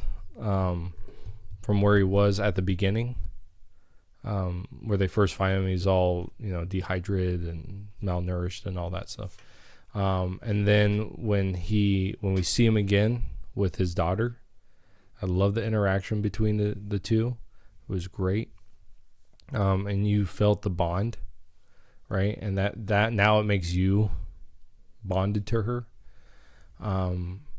Like I said before, him coming up with the answer seemingly pretty quick was kind of, wow, that was convenient, but it has to be so to move the plot along, so that's fine. And then everything in it, it's good. Everything I thought was good. There was resolution with him and his dad. I thought was good. So his character arc. Oh, that was a great scene. Yeah, I thought it was. He's got the flowers. That's right before he dies. No, I thought there was a scene where him and his. It was, but he's older. Stark is, because he has to be born. At that moment, he hasn't even been born yet. Tony hasn't been born. Oh, okay. Yeah, so this is, I know. When I first saw it, I'm like, is this right before the Winter Soldier kills him? But then they started talking about him being, that the wife was pregnant. And I'm, oh, no. This is years before. Because we actually see in Civil War, the moment or the day before or something like that, when they die, and he's way older. He's like late teens, I think. So, or early 20s, somewhere in there. So it's not that before. I thought so too. But I love the resolution there was. He got to make amends with his father, which I thought was great. And the fact that he was very awkward through the whole thing was fantastic. And then he gives him a hug. It's like that was a crack up to me. And then, going through the whole thing, and then so they're fighting, right? That was all fine. But then when he snapped, when they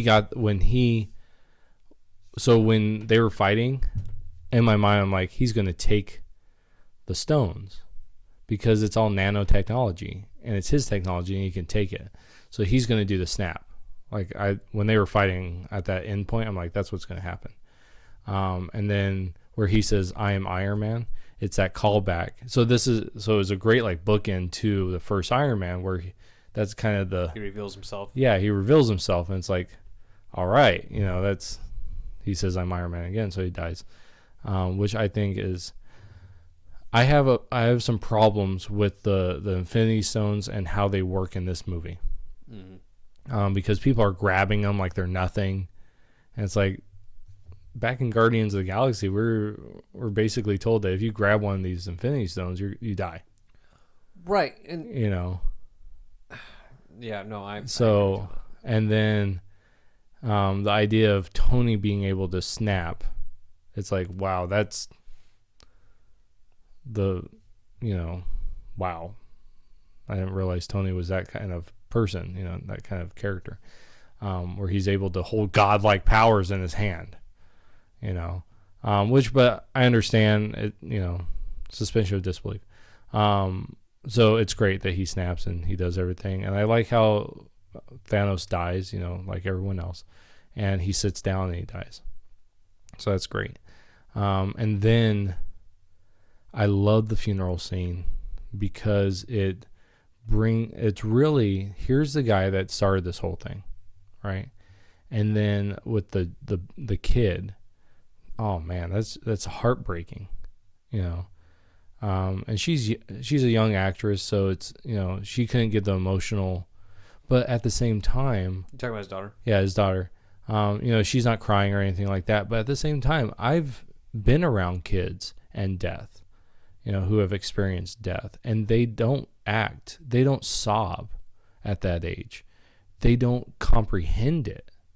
And so, though in the moment I want her to be crying because she just lost her dad, it's more realistic that she's not, you know, because that's what kids, they do. And so doing several funerals, you know, proceeding over 7 funerals, I've seen it. That's how children react, even to people they deeply care for. They don't have that emotional ability to understand the gravity of a situation. And then I loved Happy, the head of security for Tony Stark. Oh, and I was sitting there with him. Oh my gosh, that to me was the most emotional moment and the epitome of emotional moments in the movie. I did tear up a little bit from that. Yeah, I just, because she, you know, she, you know, he's talking to her and he's emotional and she's not, you know, because he understands the gravity of the situation, but you can tell that guy is he's a director too. He's such a good actor in that moment because you feel his emotional ties with Tony Tony, and it's to her, but he's trying to hold it in, and because for her, and then he asks her, "Are you hungry?" And she goes, "Yeah." And he's like, "What do you want?" "Cheeseburger." And that moment, you can see like such a good acting. It affects him because he's like. He like chokes up, and when he did that, man, I'm like, you jerk, like that's emotional, man, like you just hit me, you know. And then and he's like, I'll get you all the cheeseburgers you want. I'm like, oh my gosh, like that scene kicked me in the cojones. Dude, it's hurt me right now, man. Yeah, like, just thinking about it. That's how Tony Stark dying. See the kid. Yeah, it was emotional, yeah. But it was just that. Oh my gosh, you felt the pain. And I watched that thing twice. And I knew it was coming the second time. And it hurt. It was worse the second time because I picked up on all the little nuances of the scene because I was more prepared for it. And so I'm like, oh, I got this. And it was worse the second time because I'm like, oh my gosh, like being choked up, and you know the way he delivers those lines were just like, oh my gosh, like it was such a good scene. That it was just, so I loved it. I loved the fact that he died. Like I was so happy he died because it was the Hawk. Okay, so this is another thing. If Hawkeye would have died, I think it would have made his Tony Stark's death less because we've already seen it in the movie. Okay, no, you're right. Looking back on it now, after our discussion, because I haven't had this discussion with. Like, how would you like the movie? You know, I haven't had this discussion yet with anybody. So, breaking down the movie, thinking about it now, you're right. Thank you. Shut up. I'm just so good at convincing people that things are wrong. Oh, shut up. I really.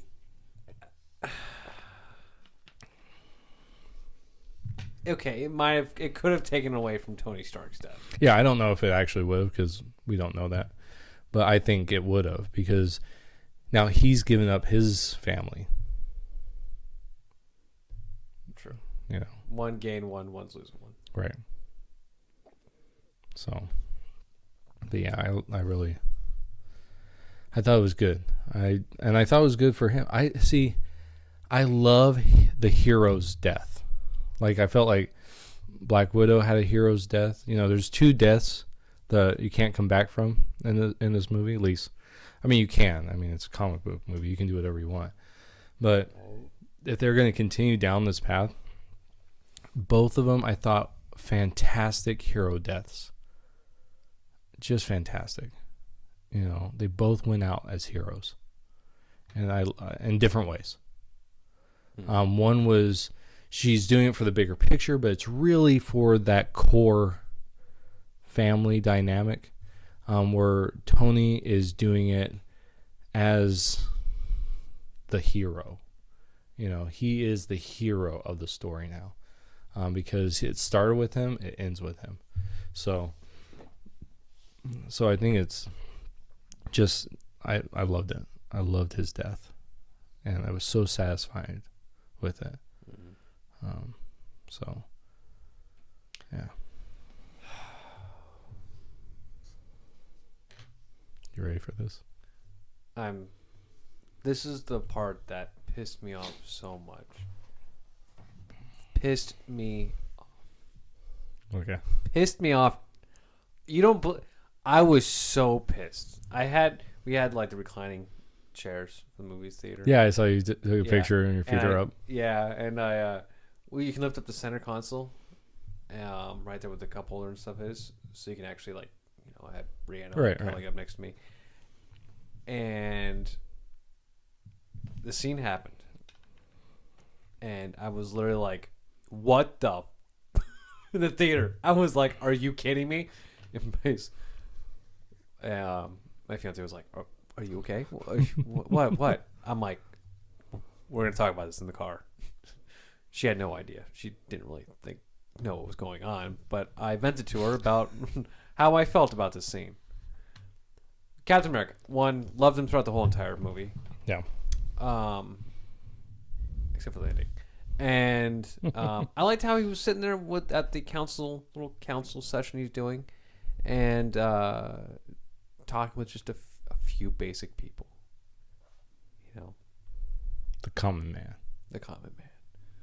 You know, you forget that Thanos took out like half the universe. Mm-hmm. So there's probably not a lot of people. That's one of the Russo brothers. What was that? The guy that was speaking. That's one of the directors. What? One of the guys that was at the council? Yeah, and that really? at the beginning. I didn't know that. Yeah, he's one of the directors. Oh, so I thought that was pretty good. Wow, yeah, I didn't know that. That's just a side note. Oh, I liked how Captain America is sitting with them. Mm-hmm. And there's only 5 of them. It's not like a group of people. Like, we're going to overcome. There's a little group, and you can tell that he's having an issue with certain things too. Mm-hmm. And he's kind of. Chris Evans did an amazing job in that scene. Oh, he does. Yeah, that trying to help someone, but you're dealing with it yourself. Mm-hmm. Fantastic, Captain America. By the way, I don't think you can ever get any better Captain America. Yeah, than Chris Evans. I agree. Good face for it and everything. Mm-hmm. Hot body. American butt too. Yeah, that's America's butt. I liked him all the way. I loved how he picked up Thor's hammer. Oh my god! You should see me, dude. I was like, yeah. Yeah. I was like so excited. In San Jose, the whole theater went ballistic at that moment. Oh, I knew it was gonna happen. Like as soon as I saw it like move. Mm-hmm. I'm like, oh, he's gonna get it, and then it happened, and just the whole theater erupted in cheers. It was amazing. And I liked how they swapped weapons, and they're like, you get the tiny one. Yeah. Oh man, no, I thought, and I loved his shield getting broken. Yeah, by Thanos. Mm-hmm. That was crazy to me. Yeah, how it was being cut through. Mm-hmm. That was crazy, but I loved his character. The whole thing. His character has always been consistent. Mm-hmm. You know, until the very end.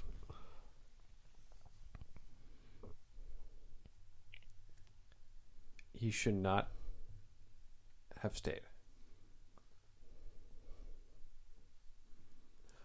I mean, stayed in 1970. I don't know. Okay, so when I went back and watched it, I tried to look for a year. I didn't see a year. And I tried to figure it out. It has to be in the 1950s. Mm-hmm. Okay. or at least it has to be at the minimum of the 19 Well, he was late returned night. to Soul Stones. Right, but it has to be. He has to be with her when they're dancing at the end. She has to be either late 1940s or sometime in the 1950s. I think it's the 1950s because if she goes back, right, when they went back, Tony and him went back, they went back to the 1970s. But she had silver in her hair at that point. When you go back at the end, when they're dancing, she does not. Mm-hmm. And they have, 50 era cars coming on, or like late 40s, early 50 era cars. So I think it's 19, like that time period. Okay. So I think that's when it is. So did you want him to stay or leave? Okay, so Answer it, one word. I thought it was okay. So I can't answer in one word. I wanted him to stay. I thought it was Stay in the stupid. future. Stay with the Avengers? Avengers. Stay. He should not have left, like how he did. If he did, this is how I wanted it to end. He comes back. He gets shot. Something happens. He dies. He doesn't have a happy ending. You're dark. I am dark. But then the mantle goes to, like, there was a discrepancy. He gets put in a coma or something, and it goes. It's put on ice. He's put on, yeah, another ice bath, and he gives it to Bucky. We'll tackle that in just a second. So, how did you want him to go back in the past? Because Chris Evans is done now. Right. Oh yeah, he's done. I knew that before the movie started. His contract's up and he's done. So I've been working through this scenario, right? How does it work? This is one of the problems I have with the movie, but I gotta tell you, I don't have a problem as much with it now that I did before, and it's because of Spider-Man. Okay, so in order for this to work, I don't mind it. So in the comics, he actually loses the super serum at one point and becomes old man Captain America. And he becomes actually, I think, the director of S.H.I.E.L.D. or something like that. Or at least, someone. He's no longer a fighting Captain America. He's more of like a Nick Fury type of person. And hold on. Wouldn't the serum keep him from aging? He just slows it down. So you got to think, he's lived from 1945-ish to 2000, whenever he got woke up, plus the years, right? Then he goes back, and now he's going to live even though he was frozen, his body had to have decayed a little bit, right? And now he's going to live that again. So he's actually living like the lifetime at least once, and like a third of it at least. So he's living like 100 years, really. So I can see him aging, But so in order for that to work, a lot of things you have to infer a lot of things. One, she becomes the director of S.H.I.E.L.D., right? So Nick Fury was able to keep a lot of things hidden. And so as the director of S.H.I.E.L.D., she could do that. She would have the ability to do that, to keep things hidden. So to keep him hidden. Which you never find out about. So from what I understand in the comics, he or she marries one of his friends, one of the guys in his group from World War II, and they live out their lives. I don't believe in the MCU you ever hear about her marrying anyone or being with anyone else. So there's that opening. So he can fit in there, and it would still make sense within the overall. It'd be different. They're like, oh yeah, she married John. Yeah, and you saw John, and it wasn't this guy, right? But it's open for that. So I could see it working. I don't think it really works, but I could see it working, So I'm fine with it now. I wasn't when I first saw it, I'm like, really? Like, how's this work? I'm more fine with it now that this is how it worked itself out. And I disagree. I like the fact that he gets the happy ending because Tony didn't. And if you had both of them do that, I think as for the audience, it would have been too much. It would have been too much. It would have been instead of ending on a high note, because after Infinity War, you gut punch your audience, which I thought was fantastic. But they're gonna come out of this. That Endgame has to happen. But if you lose Tony and then you lose Captain America, and neither one of them get a happy ending, then I think that's going to take away from the sacrifice of Tony, because now he's not the only one, right? Mm-hmm. And then you lose that, leaving the theater on a high note, because it's one thing to beat Thanos. Yeah, you beat Thanos, but you lost the characters and you don't get them back. Where you could actually bring back Captain America in this world, because he's not dead, right? No. You could go back and get him, right? Mm-hmm. Like you could infuse him with the super serum again, or something could happen. So he's not gone, and so you feel like at least he's there. He might not be the Captain America I remember. I wouldn't mind. It wouldn't bug me so much if he became in a leadership status. Drop the cap. Yeah. As like Nick Fury, I'd be okay with that. I think that'd be pretty awesome. Because I knew at one point Captain America, just like in the Civil War, he dies and somebody else takes up the mantle of Captain America. Mm-hmm. So I was fine with that happening. For him to just ditch out in the Avengers like that, I thought was pretty low. And then just to come out as an old person sitting on a bench next to him all of a sudden, I thought that was kind of... It was a cool scene, but it was a kind of disappointing one. As one of my favorite characters is Captain America, of course. Mm-hmm. So seeing the way he did, I wasn't too happy. I either like to him have gone died fighting something, and then somebody else take his place, than the way he went out. Yeah, I don't think you're wrong. Like in most of this. Shut up. But I think it's good for him. Mm-hmm. Like for his character, that we've been watching him fight and he's been war after war after war. Well, he has been reminiscing over that same goal. So, and he never... Here's a guy that never gets the happy ending. Like Tony at least got 5 years with Potts. And he got to have a kid.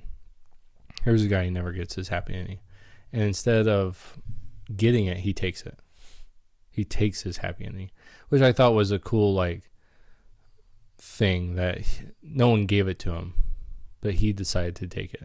Mm-hmm. Which I liked when Sam's like, the Falcon, where he's like, you want to tell me about her? And he kind of just looks off and goes, no, I don't think I will.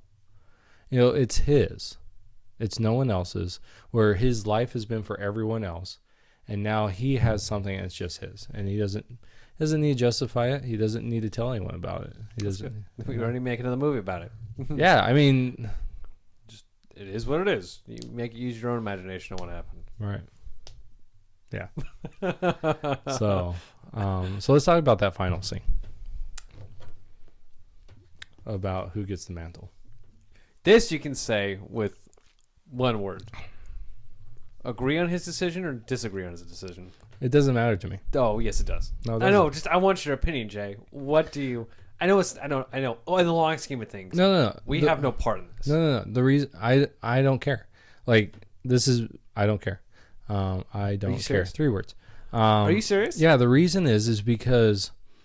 In the comics, I believe both of them have worn the mantle. Really? Yeah. So there's precedence for both of them to wear it.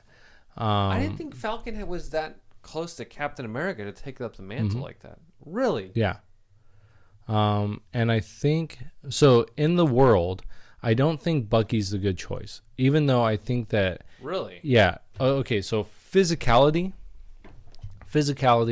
Bucky's the better choice, right? He makes the most sense for the Captain America, super soldier person, because that you see that in Winter Soldier, where Captain throws the shield and Bucky catches it, right? Yeah. So that tells me that physicality wise, he is. But is he the Captain America, right? The person?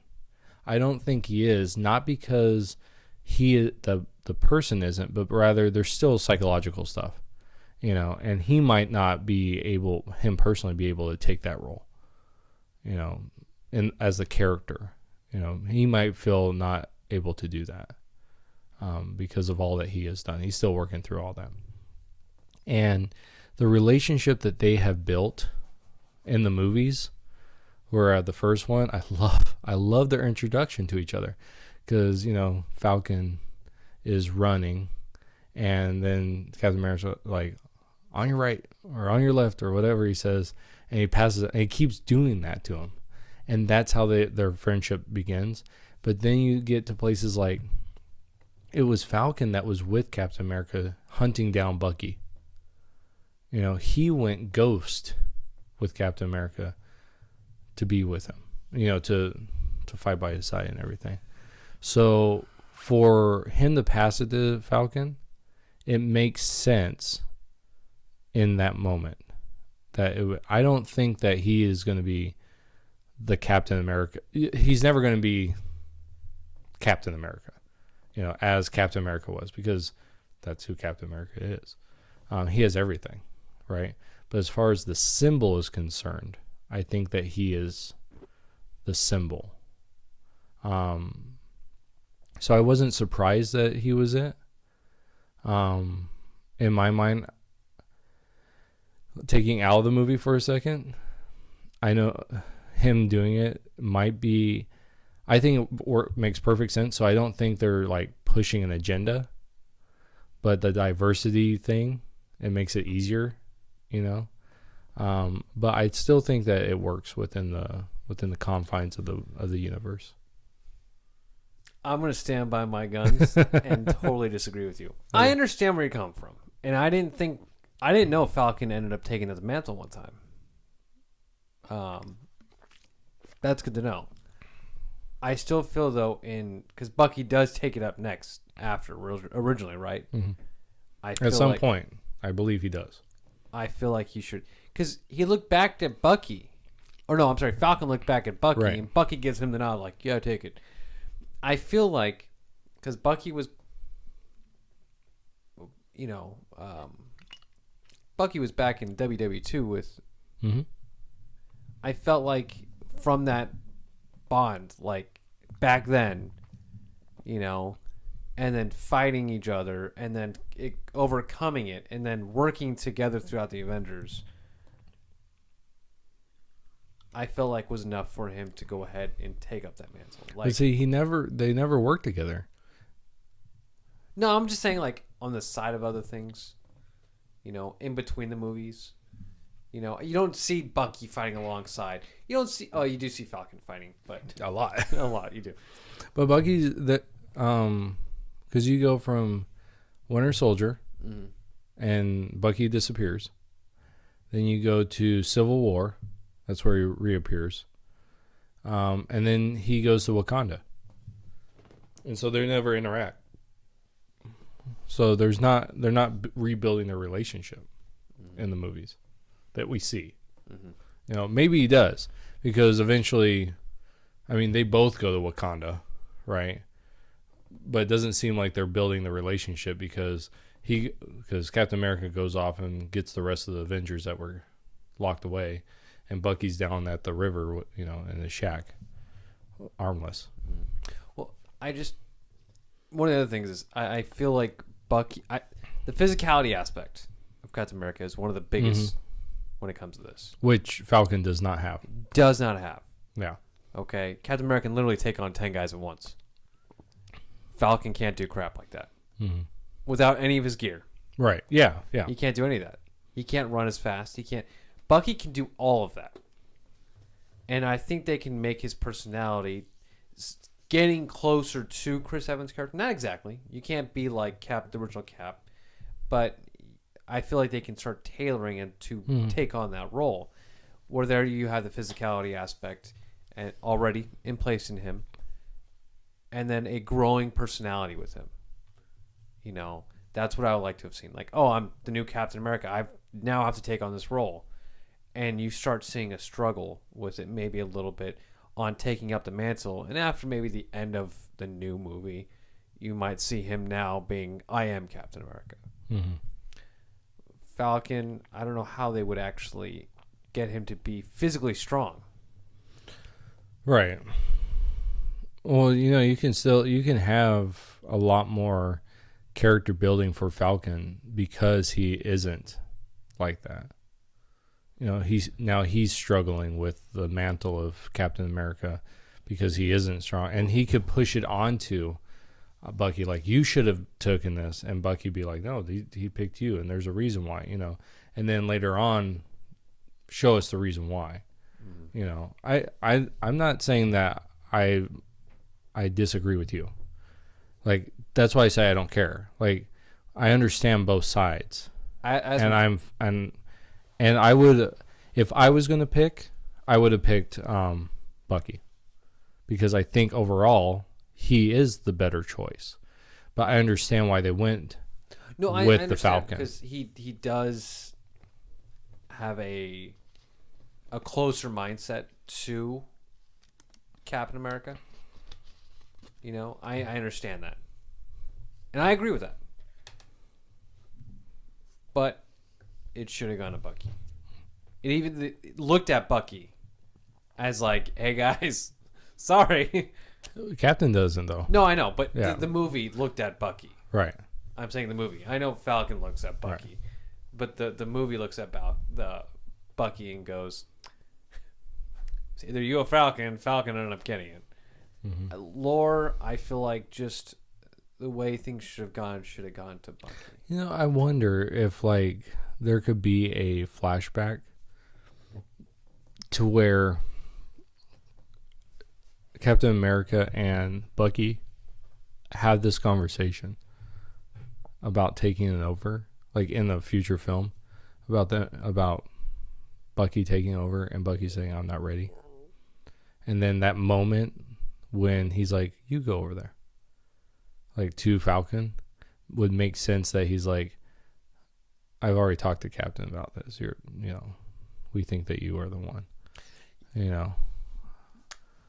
And I don't know. See, like, I didn't like that either. You go over there. It's like the Christmas Story where, like, they're hiding the present. It's like, there's something behind the desk. Go over there. You know. Oh wow, it's the Captain America shield, the Red Ryder BB gun. No, it's just, it was probably a little cheesy. Me, go over there, talk to him. You know, just if I was Captain America's, if I knew Cap going through World War II together, and then fighting alongside him and stuff, I would be going, dude, what's going on, man? why you old? Why you old? You know. I'd be pissed too. I've been like, dude, we were supposed to die together, grow old together, you know, like something, you know. And I just sit in the background and just watch Falcon go up by himself to talk to him, you know. I don't know, just a little lackluster for me. No, I was very pissed. I left. I even asked Josh. I was like. He goes, who do you think should have got it? I go, Bucky. And he goes, that's what I thought. I think a lot of people probably thought I was going to be Bucky. I think so. I think even years ago, when Bucky was brought back as a Winter Soldier, there was talk of this is how they're going to phase out Chris Evans and bring him in. Because he's supposed to have a lot more movies still At that point, he was supposed to have like 8 movies. Captain No, or Winter Soldier? Winter Soldier. Wow. Like at that point, I think he was signed on for like 8 movies. So he's only done, I think, 4. Wow. So you're looking at another 4 movies. You know, if that's true, if that, you know, they might just sign him on and say like, you're going to do 10 movies. You know, and if we use you, we use you. If we don't, we don't. You know, so I don't know. So that, you know, who knows? I don't know how many. The guy who plays Falcon, I don't know how many movies he signed on for. I would like him as just Falcon. I agree. I like him as Falcon. Yeah. Not as Captain America. What's going to happen with Falcon now? Well, he's still so in the comics he's still Falcon. Like that's his. Don't say Falcon America. No. But like he still has the outfit of Falcon, and it's like integrated with the Captain America outfit, and he uses the shield. So I don't know how they're going to do it. I mean, we'll see. You know, I don't know when the next Avengers movie is. I don't know. Because this is why I think that Phase 4 is going to have one heck of a time. Because what happens in the comics is once the original guy goes, everything tanks. Because people, they like the original. And so you're going to have that. Spider-Man's still going to do well. I think Doctor Strange will do well. I think the Guardians of the Galaxy will do well. And Black Panther, I think the next Black Panther movie will do well. Mm-hmm. But as far as the Avengers are concerned, they're going to have one heck of a time bringing us into the world of the new Avengers. You know, because a lot of people don't like Captain Marvel, you know. Now you have Falcon, Captain America, right? So it's going to be really hard to build on this to that next Phase 4. And a lot of people think that Phase 4 is going to crash and burn because it's just... I'm hoping it doesn't. I'm hoping it doesn't either. Because they're going to ruin an amazing franchise. Yeah, but you have the first 10 years, so... Yeah. And you'll still have a good movie. I think that Spider-Man Far From Home I'm hoping will be a good movie. So you want to transition real quick into the trailer? Yeah, we can do it. So I just saw a new trailer that came out. Which is the second trailer. Yes. And I was so excited for it. To me there's a few main villains of Spider-Man. Mm-hmm. Of course, Green Goblin. Mm-hmm. And then I don't know his name. I remember from the cartoons and comics I used to read. The green suit dude, and it looked like it was green smoke. That's this Mysterio. Thank you. And seeing him, somebody else besides Green Goblin, mm-hmm. seeing this dude, I was so excited. I was like, new villain to the franchise. Mm-hmm. This is so excited. Mm-hmm. I was so excited. And now I want to go back and watch Homecoming. Mm-hmm. And I would like to see this one in theaters. July 5th. July 5th? Mm-hmm. Oh, fantastic. So what was the thing with Tony Stark? Okay, so I want to go through the thing real fast. I saw the trailer, and I was just kind of watching it, and I missed this part in the trailer. And it's where he's introduced to Mysterio through Nick Fury. And Nick Fury says his name, I can't remember his name. He's from Earth, just not this one. And so these elemental things that are happening are supposedly from a different dimension. So the idea is when Thanos snapped, he created the multiverse, right? And I think that, to me, it would have been better, instead of saying when Thanos snapped, that when the Avengers went back and grabbed the Infinity Stones, it created the multiverse. But no matter what. So if the multiverse actually is created, so there's one of two things that is happening. Either the multiverse is being created, right? And you have Mysterio coming in And I still think he's going to be the bad guy, the main bad guy, main villain. Mysterio. I hope he does. I hope so too. Because I love the fact that Marvel's using the sub characters, like they used the Vulture in the first one. Spot on. I thought they did a fantastic job. And I'm hoping they hit it out of the park with Mysterio too. So one of two things are happening. Either Mysterio is going to be an actual good guy, or he's playing the good guy part.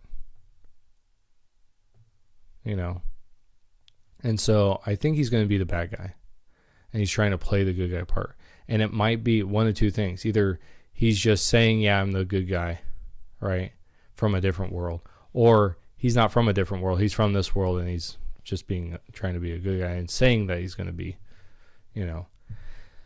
So that's that, right? But as far as the Iron Man connection here, so in it, you can see, I love how this is building off of Endgame. You know, and you can see the emotional baggage now that Spider-Man has. I saw that picture of Tony Stark that was in there. We talked about that when Tom Holland's character Spider-Man looks over at... Oh, well, it's Iron Man. Is it Iron Man? Yeah, I believe so. Oh, it's Tony Stark. Iron yeah, Man. yeah. But no, I mean, when he's talking to Happy, and he's really crying. Like, you see that he's been crying. So I love that. But what Happy says to Spider-Man is, he wouldn't, talking about Tony, he wouldn't have left. I think he left knowing that you would be here, talking to Spider-Man. So almost like you're the next person. You're the one that's taking over for him. You're the next Iron Man. Because he actually says this. Someone needs to take over the mantle. Spider-Man says this. And I wonder if he's thinking it's going to be Mysterio. The Mysterio is going to take the mantle, but it's actually him, that he's going to step into this position of Iron Man. So, and maybe he meets Mysterio and he thinks that he's a good guy and he thinks he's going to be the next Iron Man or take that position. But in the end he doesn't. He shows his true colors. He's a villain. He has to be defeated. So I don't know. I'm really interested in how they go in this direction. Because it also, if this really does make the multiverse, it opens up Fantastic Four, the MCU to the Fantastic Four, and the X-Men. So it opens up to everything. It opens up to an Avengers versus the X-Men movie. So. That'd be awesome. That'd be really cool.